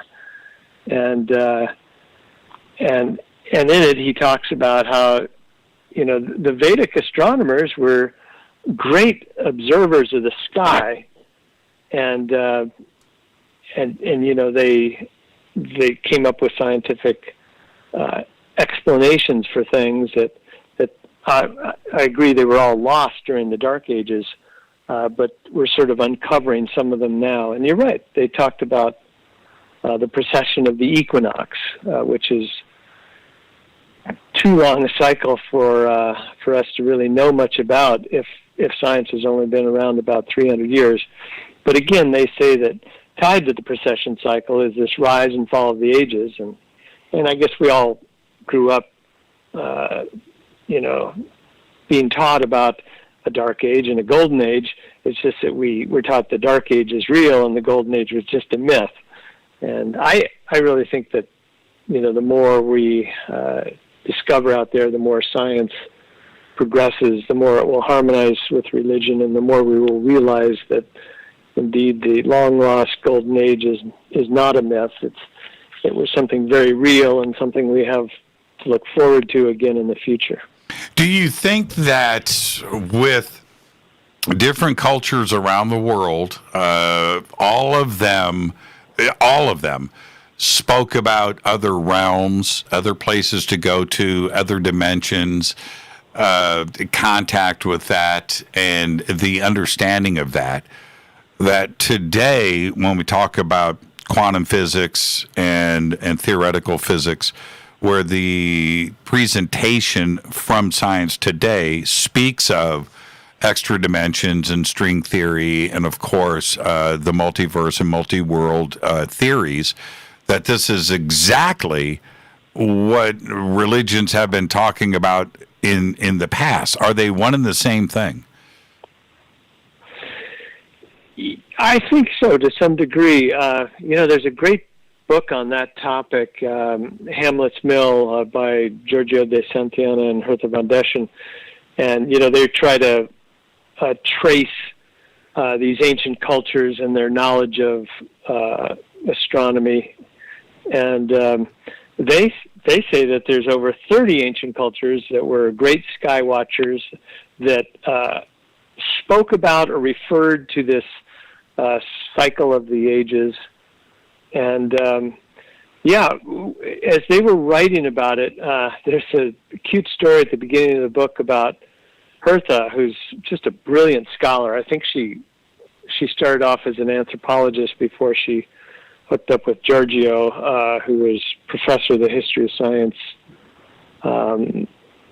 and I think at MIT, but anyway, she talks about how she's trying to understand what ancient cultures knew about astronomy, because at first they're just trying to discover where science came from, and they think, well, early people must have been counting, and if they were counting, they probably started with things like stars and constellations, so we better understand all this mythology that seems to have something to do with the stars. And she said she was studying Polynesian myth, and she'd read like 10,000 pages, and she was completely befuddled until she realized that they're using the sky as a framework to talk about literally long periods of time and events. And so when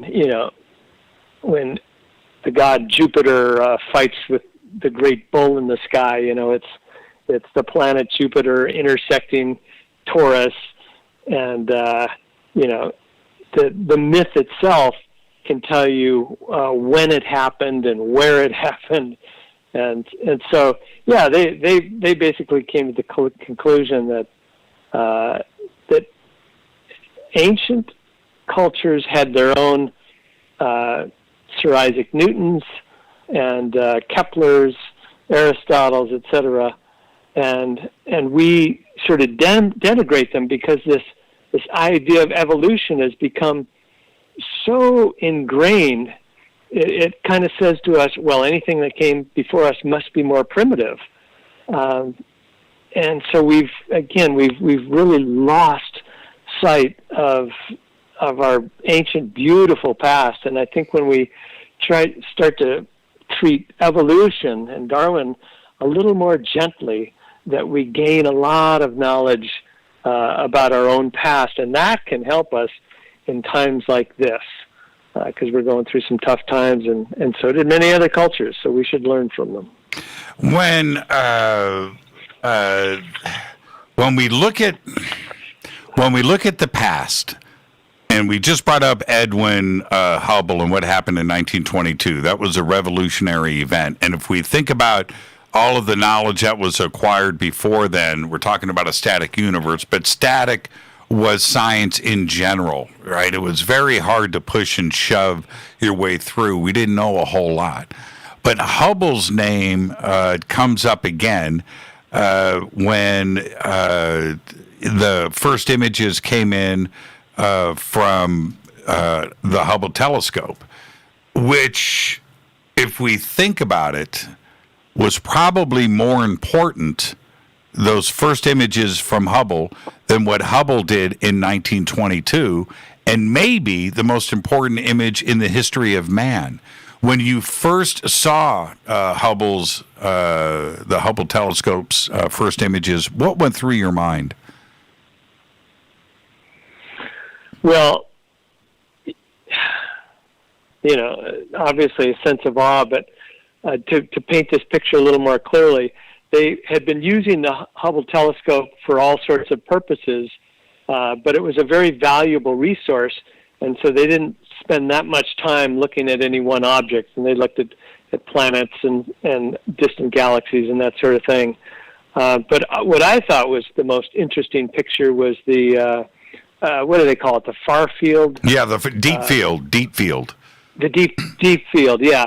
So they took a part of the sky where it's just as black can be, and then they zeroed in on that and eliminated any stars they could see to find the blackest part of that black part of the sky. And it happens to be up in, I think, part of the Big Dipper.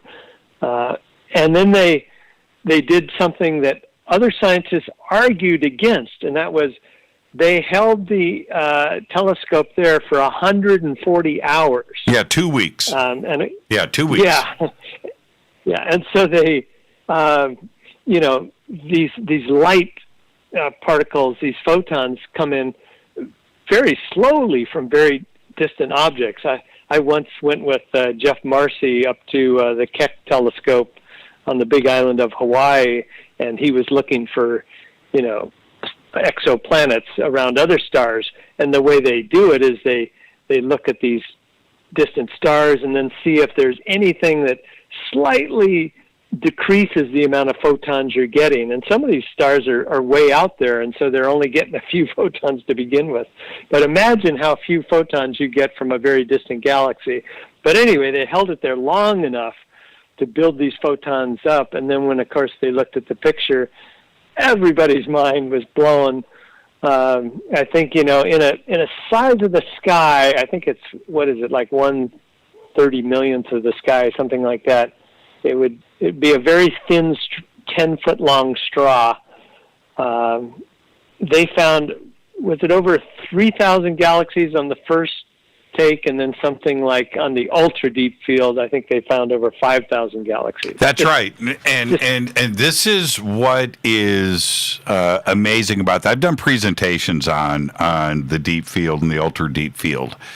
When they already had in the part of the sky that they were looking at, there was 50,000 galaxies in the field of view, right? And that's extraordinary enough.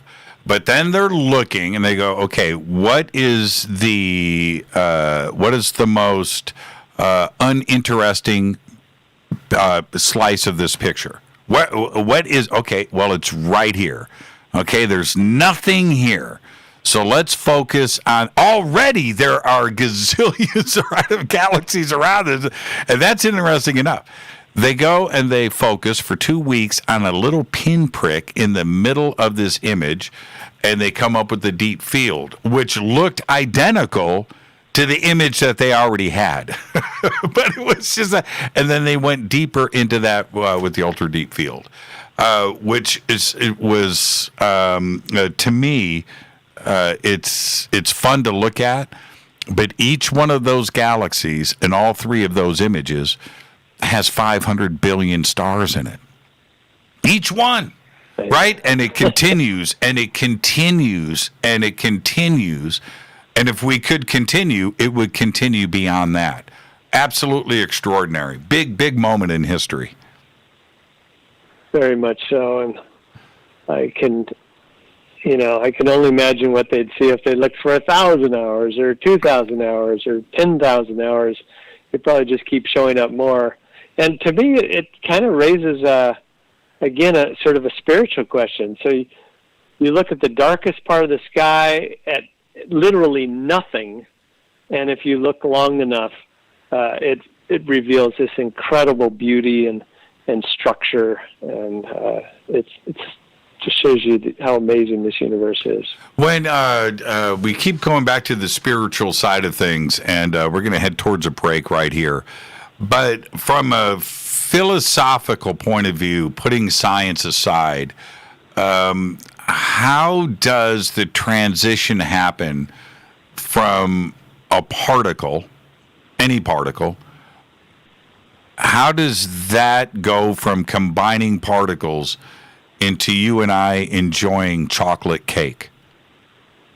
Right? That doesn't, it's a very tough thing, but we've been contemplating this for eons. But how does that transition take place for Walter Cruttenden? Well, it raises a question of who we are and what we are, and what is God, and and is it actually indeed separate than what we are? But I don't even think we can describe it in scientific terms. I've heard it described in poetic terms that the Creator was curious, and so he awakened first in the gems, and then expressed himself more fully in the flowers, and then wanted to really romp around and became animals, and then he wanted to understand himself, and he became man. And what a journey! What a journey! And it's all related. The farther out we look, it's all related to evolution, in my opinion. Well, the closest I've heard, Brian Greene. I speak about Brian Greene a lot because, I read his stuff and I listen to all his presentations and all of his interviews, all his TV shows, multiple times. My wife, Rita, is sick of Brian Greene. Okay. I've listened to more to Brian Greene than I did Kiss albums when I was 15, just to put it into perspective for you. So but he said that he believes that it is possible that every particle, the smallest of the small, has a tiny bit of consciousness to it. And the more that you amass, then consciousness accumulates and becomes bigger. And that's why with our brains, with all the trillions of connections and neurons, that consciousness is now a mass. Do you buy Isn't that beautiful? It's like some scientists are coming back around to the hoary Vedas, which basically tell us that God is omnipresent, omniscient, omnipotent, existing everywhere in all things. Therefore, all things must have some consciousness. And of course, we feel we're very separate from that right now, and that allows us to talk and communicate ideas back and forth. But I wonder if Brian Greene and the great Vedic yogis aren't telling the truth. He would blow a gasket if he heard you and I talking like this about him. No, that's not what I meant. No, that's not what I meant. No, I was just talking about chemistry. Oh, no, I didn't even imply a spiritual twist to this. This is Fade to Black. I'm your host, Jimmy Church, the one and only Walter Cruttenden. More with Walter after this short break on the Game Changer Network and KGRA, The Planet. Stay with us.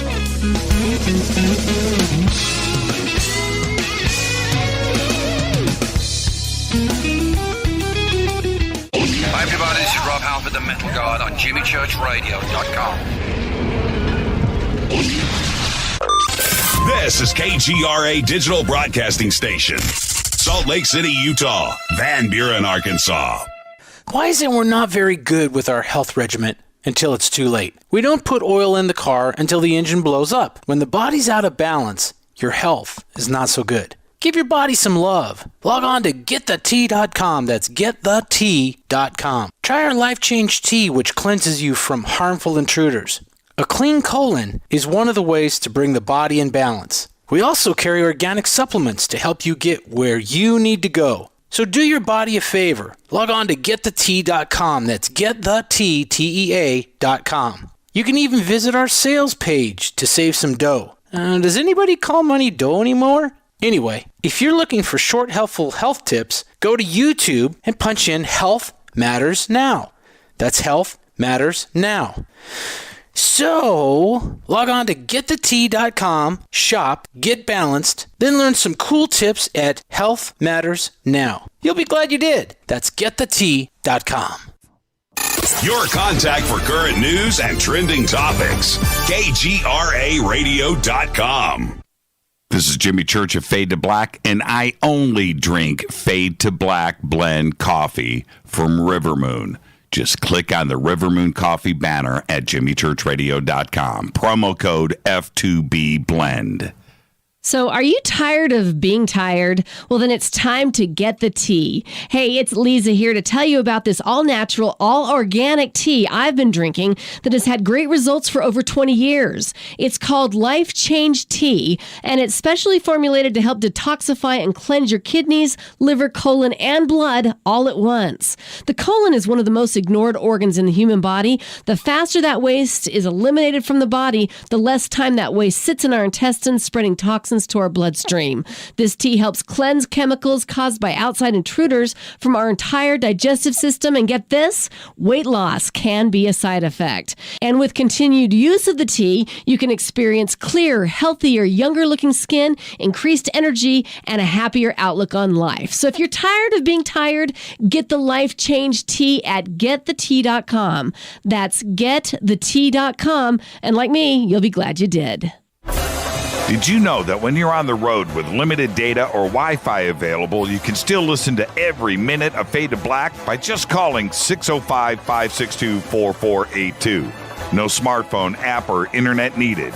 It saves your data plan and no extra cost if you have unlimited minutes. Just call 605-562-4482. You can listen to me, Jimmy Church, on any phone, anytime, anywhere. Go Beckley Tappy.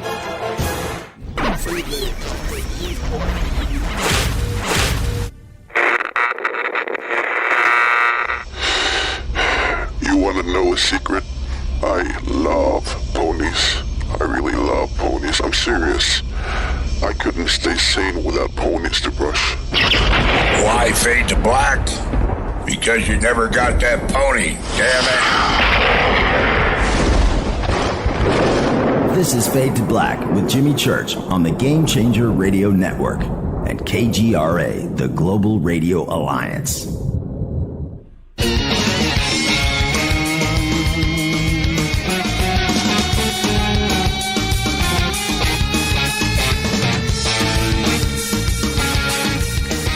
Welcome back, Fade to Black. I'm your host, Jimmy Church. Our guest tonight, Walter Cruttenden on the Game Changer Network and KGRA The Planet. You can follow me on Twitter at JChurchRadio. And Walter, what's your Twitter?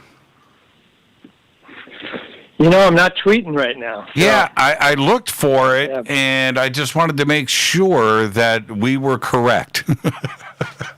There's so many things to do in this life, but most of our work is at binaryresearchinstitute.com.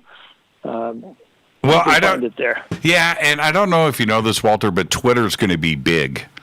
It's going to be big one day. Somebody said that. Yeah, you might want to get in early. You might want to jump now. And speaking of the Binary Research Institute, okay, and talking about science being one string of corrections, which it needs to be that way. Everything from the past has been changed to where we are today. And not to present, I don't want you to be uncomfortable with what I'm about to say. A lot of your research that you have been presenting fairly aggressively is now starting to become part of the norm and part of the conversation. Binary star systems, 2 stars. We may have and should have a second star here in our solar system. These are concepts that were fought, and now cosmologists out there and astronomers are finding many, many binary star systems out there, and they're starting to say that maybe most star systems are binary, and they have 2 stars with planets that orbit them. Do you think this is part of your work, or were they going to land this in this direction anyway?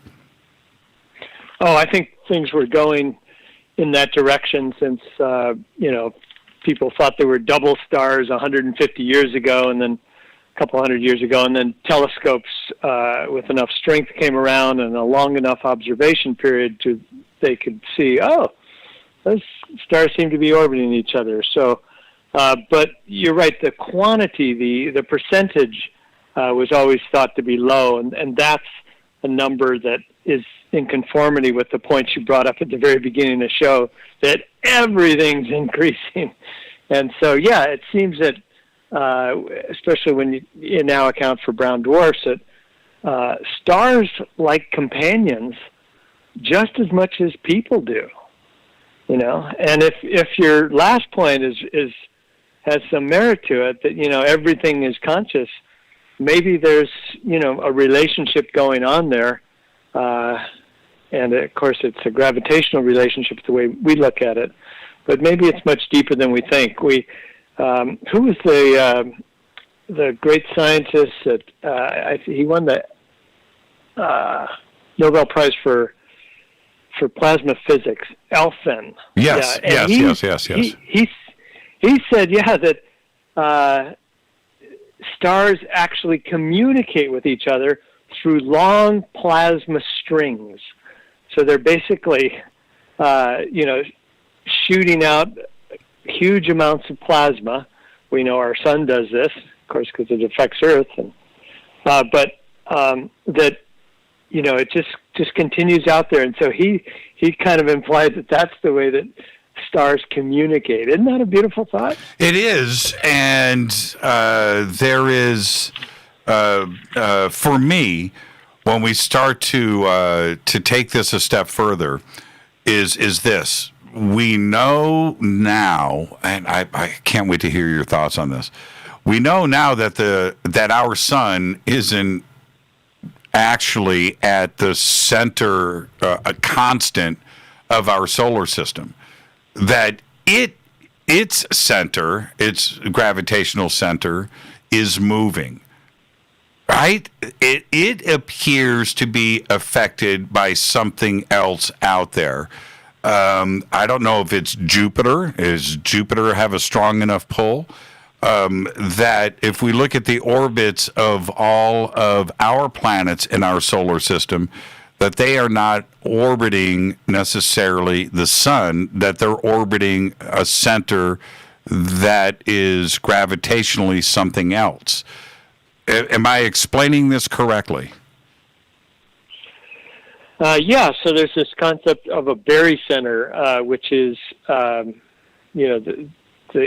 the gravitational center of our solar system, but it's mostly imputed. So, yes, when it was believed that there's the only big thing out there is Jupiter, it's imputed that the barycenter of the sun is somewhere near the edge of the sun, facing Jupiter, and so that would be sort of the equal point. And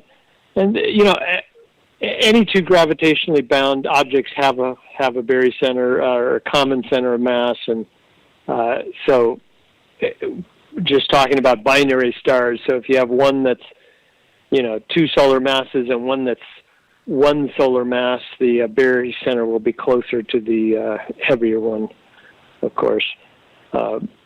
And so, as they find more objects in the solar system, which they are doing, it leads them to sort of recalculate where the barycenter might be. But what's really interesting about this, in my opinion, is that, and we talked about this a little at the beginning, that the entire solar system is being tilted a little bit towards the southwest, and we know that by all these dwarf planets they're finding. Pluto is inclined roughly 17 degrees to the plane. Right. Biden, Sedna, all these others are in a similar inclination, and they're all sort of pointing out towards a direction, and that towards somewhere between Sirius and Orion, and that is where this search is on for the ninth planet, this other big mass that must be affecting our planet. When I was on the commercial, I listened. I think it was some surf music I really liked. And it reminds me when I was going to the beach a lot when I was a kid, we'd come down after a storm and we'd see the entire beach is rearranged. And I'd read about that storm and I'd hear that storm was off New Zealand or Australia or something, and the waves traveled all this way across the ocean and rearranged our beaches. That is what is happening to our solar system. Something very far out there, very massive, is moving and affecting and rearranging our dwarf planets into a certain shape, a certain pattern that can, it's a signature of some massive object that, many astronomers are looking for right now. Are you in communication with Mike Brown from Caltech? Yeah, no, not regularly. I've dropped him an email and read much of his stuff. What was his book? How I Killed Pluto and Why It Had It Coming, which he wrote because he started finding all these dwarf planets. And, of course, at that time, he wasn't seeing any pattern in the dwarf planets. Just said, there's a lot of TNOs, trans-Neptunian objects out there. But when he realized, and he was one of the first to voice it, so all, hats off to him, that they're in this pattern, he actually put himself on a limb and says there has to be a very large object out there. And when asked in the press how certain he was, he said, I'm 100% sure. So he's gone way out on a limb and sawed it off. And but they're all looking for a planet, which they have not found, which is extremely odd, given that when we saw little perturbations in Uranus, they found Neptune within 48 hours. When they discovered the perturbations in Neptune, they found Pluto within like 24 hours. Now we're finding that the whole solar system has a signature, and every top astronomer in the world has been looking in this direction, and they haven't found a thing. And so, I have a theory for that, but Okay, hold on. I want to hear your theory. Can I make... let me remember, I'm not a PhD. I'm not. But this is my thought. It's far enough out not to reflect any sunlight, and may not have the EM signature to be picked up by a radio telescope, and that it is sitting out there. Its size is enough to affect things from great distances, but we can't see it because it's beyond reflection. Now, is that a possibility? That is a possibility, and we sort of laid out that hypothesis in Lost Star Myth and Time. But there is another possibility that I lean more towards. Okay. And that is that when our modern scientists said it's somewhere out there in the area between Sirius and Orion, that they actually named it, but it's way out there. It's in all likelihood Sirius, in my opinion, because Sirius is right in line with Pluto's inclination and the inclination of many of the other dwarf planets. It's just right in the right location, and I hypothesized this before Mike Brown and any of the gang were even looking for an object out there, causing the signature. And also, if you go back to, look at some of the resonances, planets have other signatures too when they're in resonance with each other. And our solar system does this so that, things don't keep running into each other. They fall into patterns. And so if you look at like Neptune and Pluto, for example, their orbit planes cross, but their orbit periods are such that, Pluto goes around twice for every once that Neptune goes around, and therefore they will never hit. And so they're in this beautiful harmonic dance. Well, guess what? The Sirius system is actually made of two stars, Sirius A, which is 2 solar masses, and Sirius B, a very super dense white dwarf of 1 solar mass. And they have a 50-year period that they go around each other. That period is in exact resonance with Pluto's orbit period. It's actually a 5-to-1 ratio. And some friends of mine have been, monitoring Sirius for quite some time, and they found that on the last transit of Sirius B between Sirius A and our own solar system, which happens every 50 years, our whole Earth time dragged by about a second in a few days leading up to it, and then right after it passed, it gained about a second. From 4.5 light years away. Yeah, actually, I think it's 8.6 light years. Yeah, 8.6. But you're right. The center of gravity would be closer to the midway point. Actually, a little closer to Sirius. Call it 5.5 or 6 light years out, because we were talking about the center of mass. So we don't have to go all the way around Sirius. We just have to go around the Berry center. But so it's just a theory. I am open to other ideas. I'm corresponding with a lot of astronomers on other ideas, and Well, Mike we'll Brown, probably know in the next 5 or 10 years. Yeah, well, Mike Brown, and you correctly stated that he put everything on the table. He definitely did. But one of the things that he said very definitively, he said, the math is not wrong. Right? That was, here it is. There has to be something there. And when we look at the math and we're looking exactly where it should be, we're not finding anything. But the math is not wrong.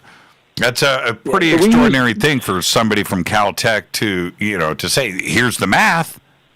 We're looking. Go ahead, Walter. We use Newtonian math for gravitational calculations. It was brilliant. It works really well unless you just get too far out and you're talking on a galactic level. But locally, it seems to make a whole lot of sense. But Einstein had theorized, a little over 100 years ago, that there was something called gravitational waves.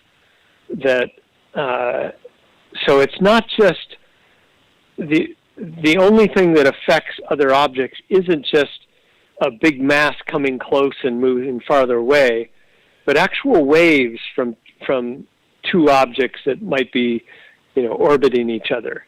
And so this was studied, and it took about 100 years, but it was finally proved here, I think just 2-3 years ago, in the LIGO experiments. That's right.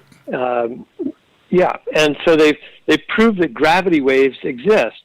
And if you look at the type of waves they're finding, two supermassive objects circling one in each other, and they think they've crashed into each other, and that shows up on this little tiny LIGO experiment. I say little tiny because it's it's 2 places in the United States, but I think each laser, which are at 90-degree intersections, is maybe a mile long, something like that. 2 kilometers. What if you had Yeah, okay, sounds about right. Yeah. What if you had a LIGO experiment that was the size of our solar system? And what you were looking to see if it moves is our outermost distant planets with the least amount of mass. And that's what I think we have. And I think what's happening is Sirius B goes around Sirius A. It's this source of massive gravitational waves, and it's sort of rippling our solar system into a certain pattern, which is making all the astronomers look out in that direction now to find some massive object. But right now they're only conceiving that it could be a planet. They keep upping the amount. At first they thought it was 1 solar masses, maybe 1 to 2 solar masses, maybe up to 5 solar masses. I think the consensus now is about 10 solar masses. More and more people are saying 20. Earth masses. Some are saying up to 100. But what if it's multiple solar masses?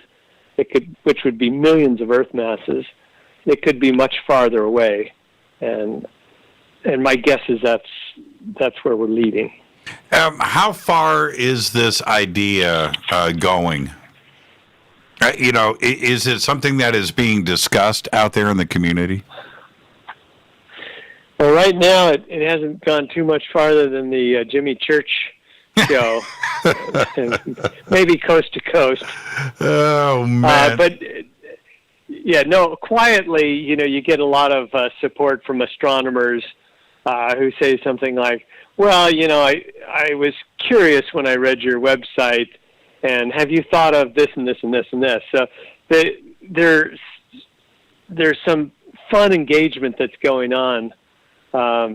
And that's really what it takes to sort of flush this whole thing out.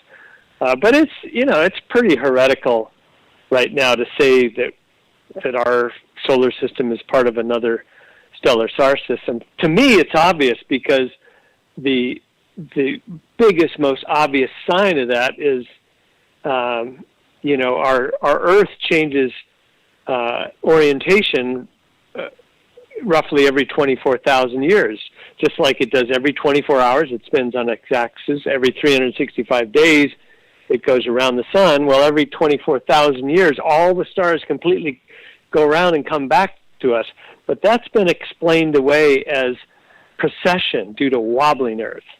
And I find that theory to be terribly broken. I do not see that it's due to precession. I see it's due to the entire solar system orbiting something else, which is why we have a beautiful view, 360-degree view of all the heavens every 24,000 years. Now, and before we get to the bottom of the hour, by the way, we talked about this earlier. We are running out of time, and I want to talk about the Mayan calendar. So I want to save that for when we come back, and we'll do a little overtime. But before we get to the break here in a few minutes, I want to discuss briefly our star system here and where its binary brother or sister should or would be. Where are we with that research? So our own solar system? Yes, our sun. Our sun. I believe its companion is likely Sirius. Ooh. Yeah, that's exactly what I was referring to, and that's why it's having all these effects, and that's why our periodicity, it's locked with some of the minor planets. Okay. Hold on. I wrote a chapter 10 to Lost Star, and you'll find it there. Okay, I almost grasped it for a second. Okay, so let's back up. I was feeling smata for a minute there. I can understand Sirius A and B 50 years, right? I see that, and its gravitational pull back on our star system here, and being able to measure hiccups, right, with correlating with that at a 50-year cycle, but it's still a great distance from us.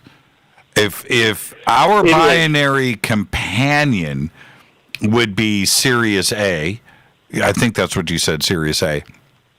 Are they orbiting? And what kind of time are we talking about there? We're talking about billions of years to go through a cycle? No. It's in my opinion, it's the precession cycle. It's roughly 24,000 years. So think of it as a clock-like system, and as B goes around A, which is sort of in line with our solar system, every time it sort of swings by it, our solar system ratchets a little bit, right, and spins just a little bit, right, and gets a little bit more energy. That's what gravity waves do. It just gives you energy. And so you're right. It seems too far away to have any effect in Newtonian physics. But if you think of, have you ever carried like a huge punch bowl, and you're carrying it out to a table, and you have to be very careful with it, because if it goes one way, it wants to just keep going that way.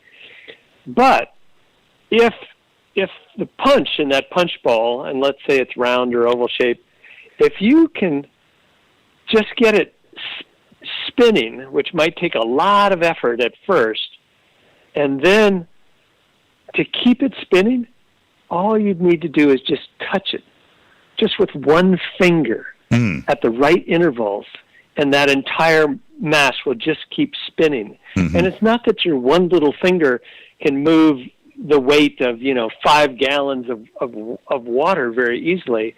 It's that it's doing it in a pendulum type of motion. And so you have Sirius B going around Sirius A.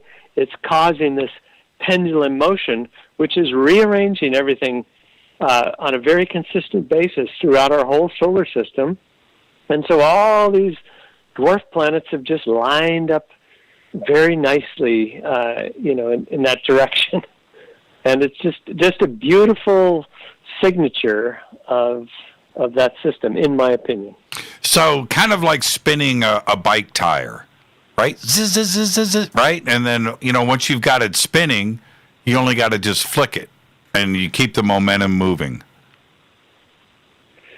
Yeah, very much so. Very interesting. All right, let's take our break. When we come back, I want to talk about this dust up with the Mayan calendar.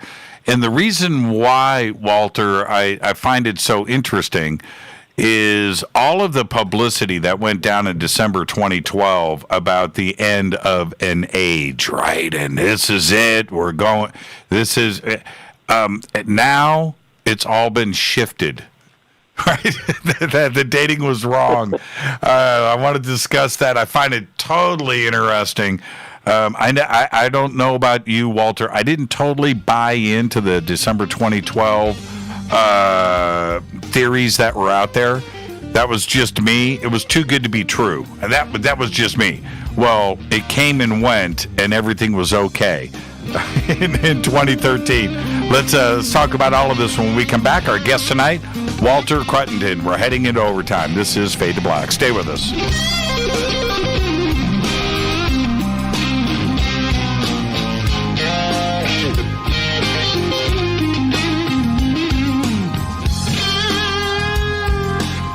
Hey, what up, y'all? It's your girl Vivica Fox here, and you are listening to my boy, Jimmy Church, on JimmyChurchRadio.com. Despite popular opinion, reading a book will not make you smarter. But listening to Jimmy Church will. This is Jimmy Church of Fade to Black, and I take Life Change Tea supplements every single day. It's what I do. Click on their banner at JimmyChurchRadio.com. When you take the beans from Central America with dashes of Indonesian and African mixed in and then roast it to the dark side of Fade to Black, you create the ultimate brew of fringe. Introducing the Fade to Black blend from River Moon Coffee. Yes, River Moon's darkest customized roast was created for the love of Fade to Black. The alchemy of masterful roasting and smoking the beans is in every sip of this full-bodied dark Java. I need my coffee dark, deep, with distinct bittersweet chocolate highlights, just like the bunker. Leaning further into the darkness of the roast is Fade to Black Blend from River Moon Coffee. Just click on the banner at jimmychurchradio.com and use the promo code F2BBLEND for 15% off of your order today. Go Beckley Teppy. Hello, my name is Billy Carson, and I am a best-selling author and the founder of ForbiddenKnowledge.tv. Together with my team, we have built an all-new conscious streaming TV platform designed with every family member in mind. If you have ever wanted to travel the world and attend lectures and workshops from your favorite speakers but weren't able to, look no further. ForbiddenKnowledge.tv. There are dozens of workshops and lectures from speakers you know and love. We have also included amazing categories to assure that your consciousness is entertained and elevating on a daily basis. Amazing interviews, ancient history, ascension knowledge, wisdom teachings, documentaries, conspiracies, mysteries, health and fitness, conscious cooking, meditations, finance, yoga, and so much more. To start your free trial on any mobile device or computer, surf to ForbiddenKnowledge.tv. That's Forbidden Knowledge with the number 4, ForbiddenKnowledge.tv. Again, visit ForbiddenKnowledge.tv today. Are you intrigued by Paranormal Talk Radio? You'll love the new Paranormal Radio app from TalkStream Live. You'll find a great selection of talk shows covering UFOs, ghosts, strange phenomena, and much more. Download the Paranormal Radio app now and start listening to the very best in paranormal talk entertainment, including the network you're listening to right now, the Paranormal Radio app, free in Google Play and the iOS App Store. Erica, Brittany, Gabby, and you're listening to JimmyChurchRadio.com. It's not a lifestyle we chose. We were born this way. KGRARadio.com.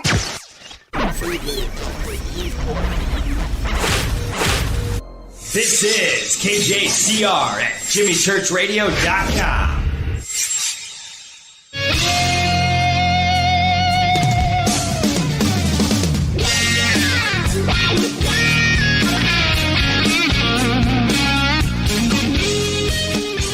Welcome back. Fade to Black. I am your host, Jimmy Church. Our guest tonight, Walter Cruttenden. We're heading straight into overtime tonight. What a great conversation. And Walter, seriously, I want to thank you not only for all of your hard work, but hanging out with all of us tonight, and especially when this world is doing its dramatic things right now. But thank you so much, because it allows us to focus on other things, and and the audience can come and hang out with us and not hear us talk about the dreaded things that are going on. But you know what's interesting as we jump into this? What's that? Is Newton, and we've talked about Newton so much tonight. Newton came up with his gravity math during a pandemic lockdown. How nuts. Seriously? I didn't know that. Yes. Oh, yeah, man. They were in the middle of it. And so he was locked down with the family for a few months and had to sit and think. So we have that going for us. Just maybe this show tonight will change the future. You never know. You never know. So what did you make of the Mayan calendar 2020 dust up that started about a week ago?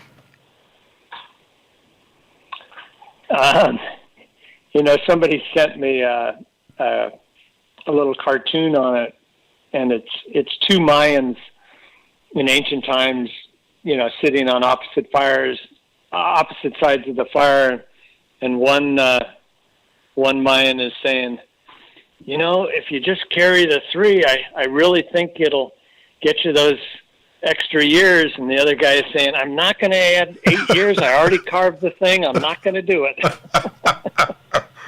Oh, that if you carry the 3. Oh, that's funny. That's funny. Well, the conspiracy theorists out there say that we've got 5 days left, right? That it's going to be June 21st, 2020, and that is the new calculation. Well, why don't we talk a week from now then? How many? Okay, well, let's back up for a second because the ancients obviously knew something, and I think one of the most beautiful things out there is the Mayan calendar. And when you break it down and you look at the rings and how it works, it's about as elegant as it can be. I couldn't come up with that today. It would be an impossibility. It's totally elegant. How much can we depend on the accuracy of the calendar versus how they actually live their lives by it? Well, in all seriousness, I do think that, ancient peoples were just wonderful observers of the sky. And we talked about Hamlet's Mill and all the ancient cultures where this has been sort of verified. And so, no doubt the Mayans, especially the Olmec, before the Mayans, because the Mayan culture sort of, deteriorated as it got closer and closer to the Dark Age and then finally disappeared.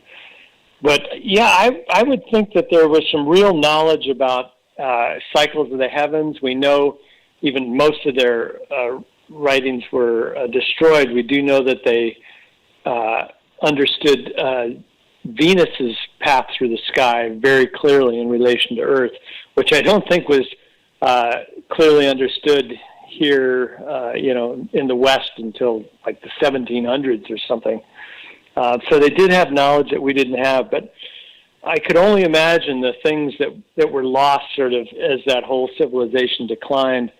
And I really, I think the dating on the whole 2012 thing is a little bit fuzzy, and some of the interpretations came out rather late. So I can't really comment beyond that, other than there is some connection between the motions to the heavens and things that actually happen in the world. And we know that on a daily basis. We know that on a seasonal basis. So why wouldn't it be happening on a great year basis, as Plato talked about? Well, the text that caused all of the uproar right now, and it's all over mainstream media. People want to believe, and when they resonate with something, certainly today with a thing called Twitter. Twitter's going to be big, Walter. These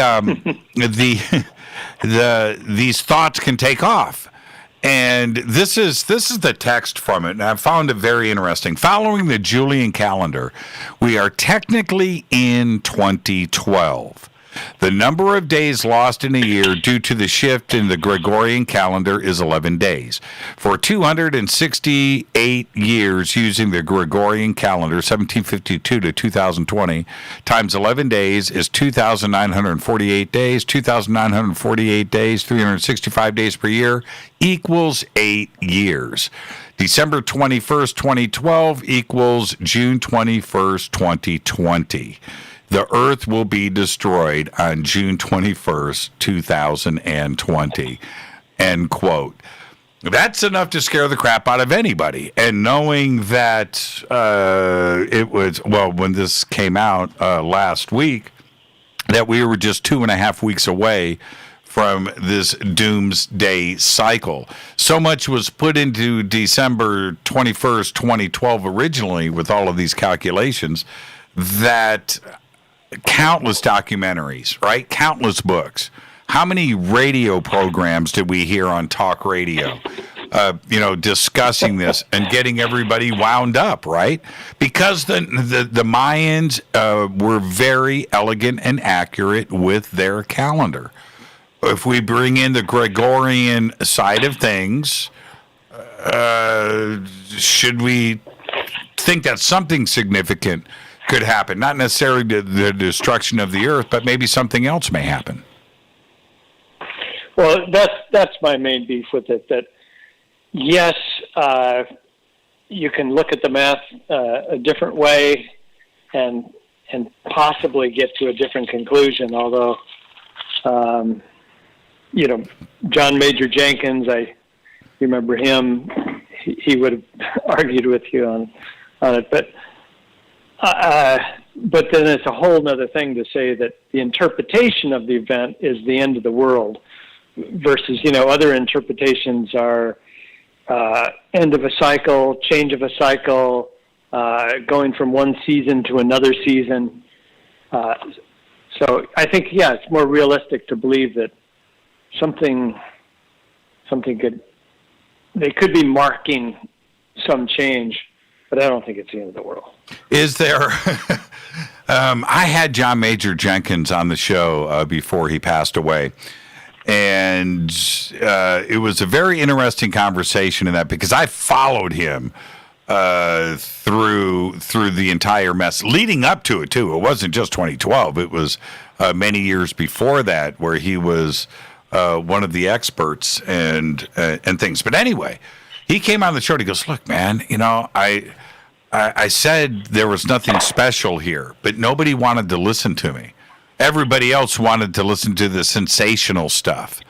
And was I right or was I wrong? That part doesn't matter, but I just got kind of lost in the mix.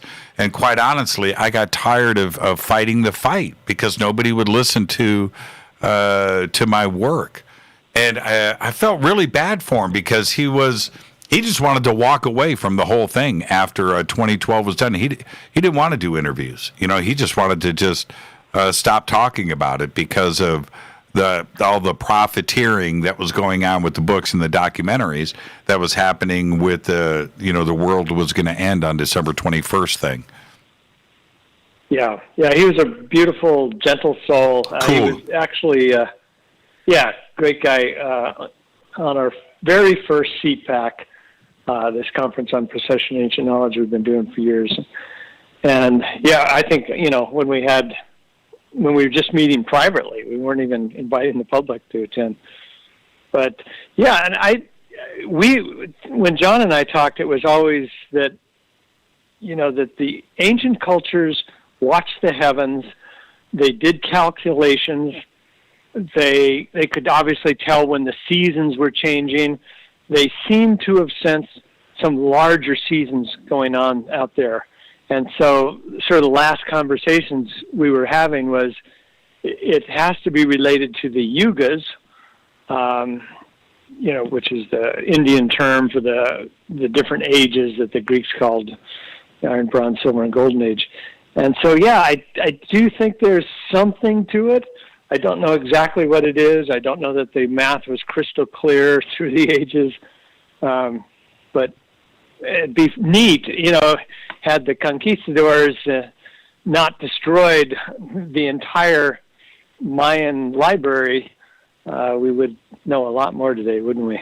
What do you think that John would say today? Would it just be the same thing that he was speaking about leading up to December 21st, 2012? It would be the same conversations today? It wouldn't be any different? He really studied the topic. It's pretty scholarly, and so I would think that he would have some new knowledge on it. Quite frankly, if he was still around, it's always a tragedy when you lose a great mind. Mm-hmm. But I do think that he was really exploring this idea of the yugas and getting much more interested in what not just the Mayans but other cultures we're talking about. We talked once about the Hopi, which is sort of I guess they'd be descendants of some of the Mayan people in some ways, and they have their myths about the different worlds. The Mayans called them different suns, but the Hopi called them different worlds. And so there seems to be something real there. I wish I knew what it was for certain. Well, now, when we look at the different cultures and civilizations around the world that have these ginormous calendars and these cycles of time, do they eventually lock up with each other where they are synchronized? It appears a few of them do. So, such as I've got this in my book, but so I'm trying to remember. But I believe the ancient Hebrew, the start of their calendar goes very well with the start of the Mayan, and I think it's what they put us in the fourth sun. So I think it's the start of their second sun, something like that. And there's another one too, but again, it's in the early chapters of Lost Star, Myth and Time. I don't remember the exact correlation there. Well, and how does this relate to the age of Aquarius and the precession? And the reason why I bring that up is the Mayan calendar like way out of sync with the other cosmology that we know as, pretty much fact, because we can see it and we can measure it. No, it's a great comment you're making there. So this term, the dawning of the age of Aquarius, is a precessional movement. It's when you look at the heavens on the spring equinox, we have moved slowly through the age of Pisces over the last 2,000 years to now just coming into the age of Aquarius. So, yeah, it's right around now. And the reason I can't pin it down exactly to a year for you is that people argue about, well, where is the beginning of Aquarius? And, where exactly do you cut off a constellation? We've done it in modern times just with, just saying, well, each one is 30 degrees, so you have 12, that's 360 degrees. But we think the ancients were a little bit more accurate on these things. But anyway, so that term relates to how you tell time in the great year, and the hour hand, or the clock face would be the 12 constellations, and the hour hand is the equinox that moves through them. It's really interesting to realize that this great year is roughly 24,000 years long, 2,000 years through each constellation, roughly. And it's composed of two 12,000 years periods, 12,000 you're ascending, going up, and then 12,000 years you're going down. It supposedly bottomed out around 500 AD, which is pretty much the depths of the Dark Age, when all the great civilizations had fallen. And we wear a microcosm of that on our wrist today, or it's on our analog clocks. There's 12 hours of AM and 12 hours of PM, right, for a total of 24,000 for 24 years. So it's just a little microcosm of the great year, and I think it's one way that the ancients would try to preserve these things, make them so obvious and in our daily lives that perhaps we won't forget them during the Dark Age, but most people did. Well, when we look at the 25,800 year-long cycle, right, the precession, that's based on the current rate. Yeah. That's right. That's right. And I still don't know how the ancients figured that out. You and I and Jason Martell, we've sat and talked about this so much, but I can't imagine, like putting a stick in the ground and right, and looking at it and matching that up with the stars day after day after day for generations to come up with a degree I mean, how I can't wrap my mind around that. But anyway, back in I think it was around 1930, where the Astronomical Union said, okay, age of Aquarius is going to be around CE 2600, according to our calculations, and that kind of bummed me out. And the reason for that, well, I'm not going to be around for it, right? And it's way out there. It's 2600, and you know, at the time when I had read this, I was probably 10 years old, and I like the Fifth Dimension. I like the song. I checked it out, if you know what I mean. Yeah, it was. Yeah. Well, when you go and you jump into this, there have been Age of Aquarius numbers that have been throwing around, you know, it's in the 1800s, it's in the early 1900s, it's in 1850, it's in 1844, it's going to be in 1979, it's going to be a Valentine's Day in 2006, whatever. These numbers have been thrown out there everywhere. Is it because they can't come up with an actual start date? And which takes me back to the Mayan calendar. How can you know what the official start date is for it to line up to now? Could it line up with 2600, AD? Do you understand where I'm going with this? We don't have the start dates of any calendar, so therefore, calculating things today with precision, it doesn't really work, at least in my mind. Yeah, we don't understand the great clock in the sky the way the ancients did, that's for sure, because we just don't observe it very much. We do have, some understanding from Kepler. We know that the precession rate isn't the same every single year.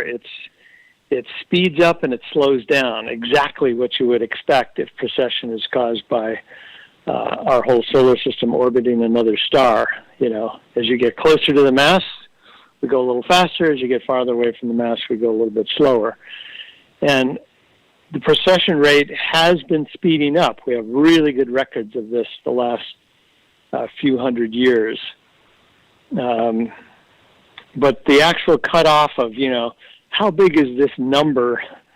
And think of Aquarius as, the number 1 if Aries is 12 on a clock, and that's if you use the spring equinox. But yeah, they're all a little bit different size, and we don't know the cutoff, and that's okay. Heck, you wouldn't want to know for sure that the Earth is ending. What would you do if it was? Well, I'm putting you on the spot. I wouldn't be doing this show with you. I'd be playing guitar with my wife on an island somewhere, listening to Van Halen and eating lots of Captain Crunch.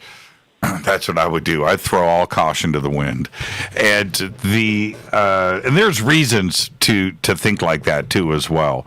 But the reason why I want to know if anything locks up is because if we start to cross-reference all of these ancient calendars, and we can get a beginning date and an ending date, and this starts to lock into the precession, then we have something to go on, and it's the proof that we need to show that ancient man wasn't dumb. And I don't want to hear that Stone Age man didn't have a clue on anything. Because clearly we understood things 5,000 years ago that we don't have a grasp on today. That's why I just want to see something out there, just like you, Walter, with the precession and all of these cultures, calendars that they lived by. If we can get them to sync up with each other, then we're going to find out something. I'm very excited about it.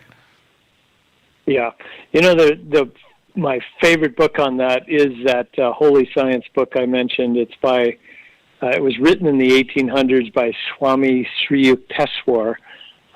Just a beautiful, beautiful book. But he not only talks about the calculations, but he talks about the different characteristics of each age. And he said, you can only understand ages below you because we use so little of our brains right now. In the Dark Age, you used like 10%, and now we've just come out of the Dark Age with the Renaissance, and we're using maybe 12 or 15%. But when you start using, half your brain or something in the next age, starting 4100 AD, it's supposed to be, telepathy is once again supposed to be common knowledge. Can you imagine what a better world it would be if, nobody can lie or spin things? It'd be extremely intuitive. It'd be a noisy room to walk into, though. Oh, man. And before we say goodnight, do you think that there is a gravitational pull right now that came from deep in the universe that is causing this paradigm shift in 2020 on this planet, where it seems like we have nothing but confusion right now? Is it an outside influence, or is it us? Astronomy is called the royal science, but what was its ancestor? Where did it come from? It came from what we call astrology, which is completely denigrated right now in mainstream science. But astrology would say, yes, every heavenly body has its effect, and I think science is just barely acknowledging a little piece of that, that, okay, it has some gravitational effect, but it certainly has no other effect on us. And I imagine that when we're a much wiser species, using much more of our brains, far more conscious, we'll realize that, not only are we much more than just this physical bag of blood and bones walking around, but that there are much finer forces, and that we're all sort of affecting each other. And yes, that's my guess, and I've gone out on a limb. Now, definitely. When is CPAC happening? Did you have to move it to next year? Yeah, we just postponed it. We were going to do it, in the fall like we always do, but until things are really safe, we just don't want everyone to travel to get in one room. So we're talking about some virtual ideas, and maybe I can talk to you offline and we can brainstorm on that a little bit. Yeah, absolutely. Absolutely. It was supposed to be October 4th through the 6th, and everybody can go to CPAC online, and the links are over at jimmychurchradio.com to stay on top of things. Would love to talk to you more about it. It's such an important conference. And, of course, there is binaryresearchinstitute.com as well, and we have those links up. Walter Cruttenden, amazing conversation. Thank you so much, sir. Thank you, Jimmy. Surf away. You're the best.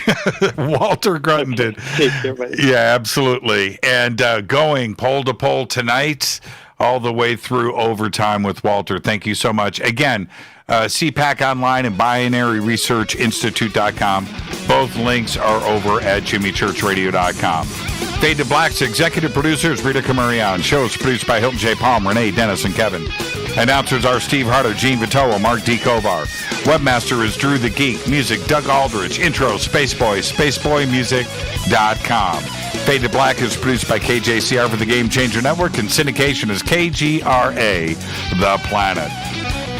This broadcast owned and copyrighted 2020 by Fade to Black and the Game Changer Network, Inc. It cannot be rebroadcast, downloaded, copied, or used anywhere in the known universe without written permission from Fade to Black or the Game Changer Network. I'm your host, Jimmy Church. Tomorrow night, right here, Dean Radin. Very special thanks to Walter Cruttenden. Until tomorrow night, I want everybody to be safe. Go Beckley Teppy.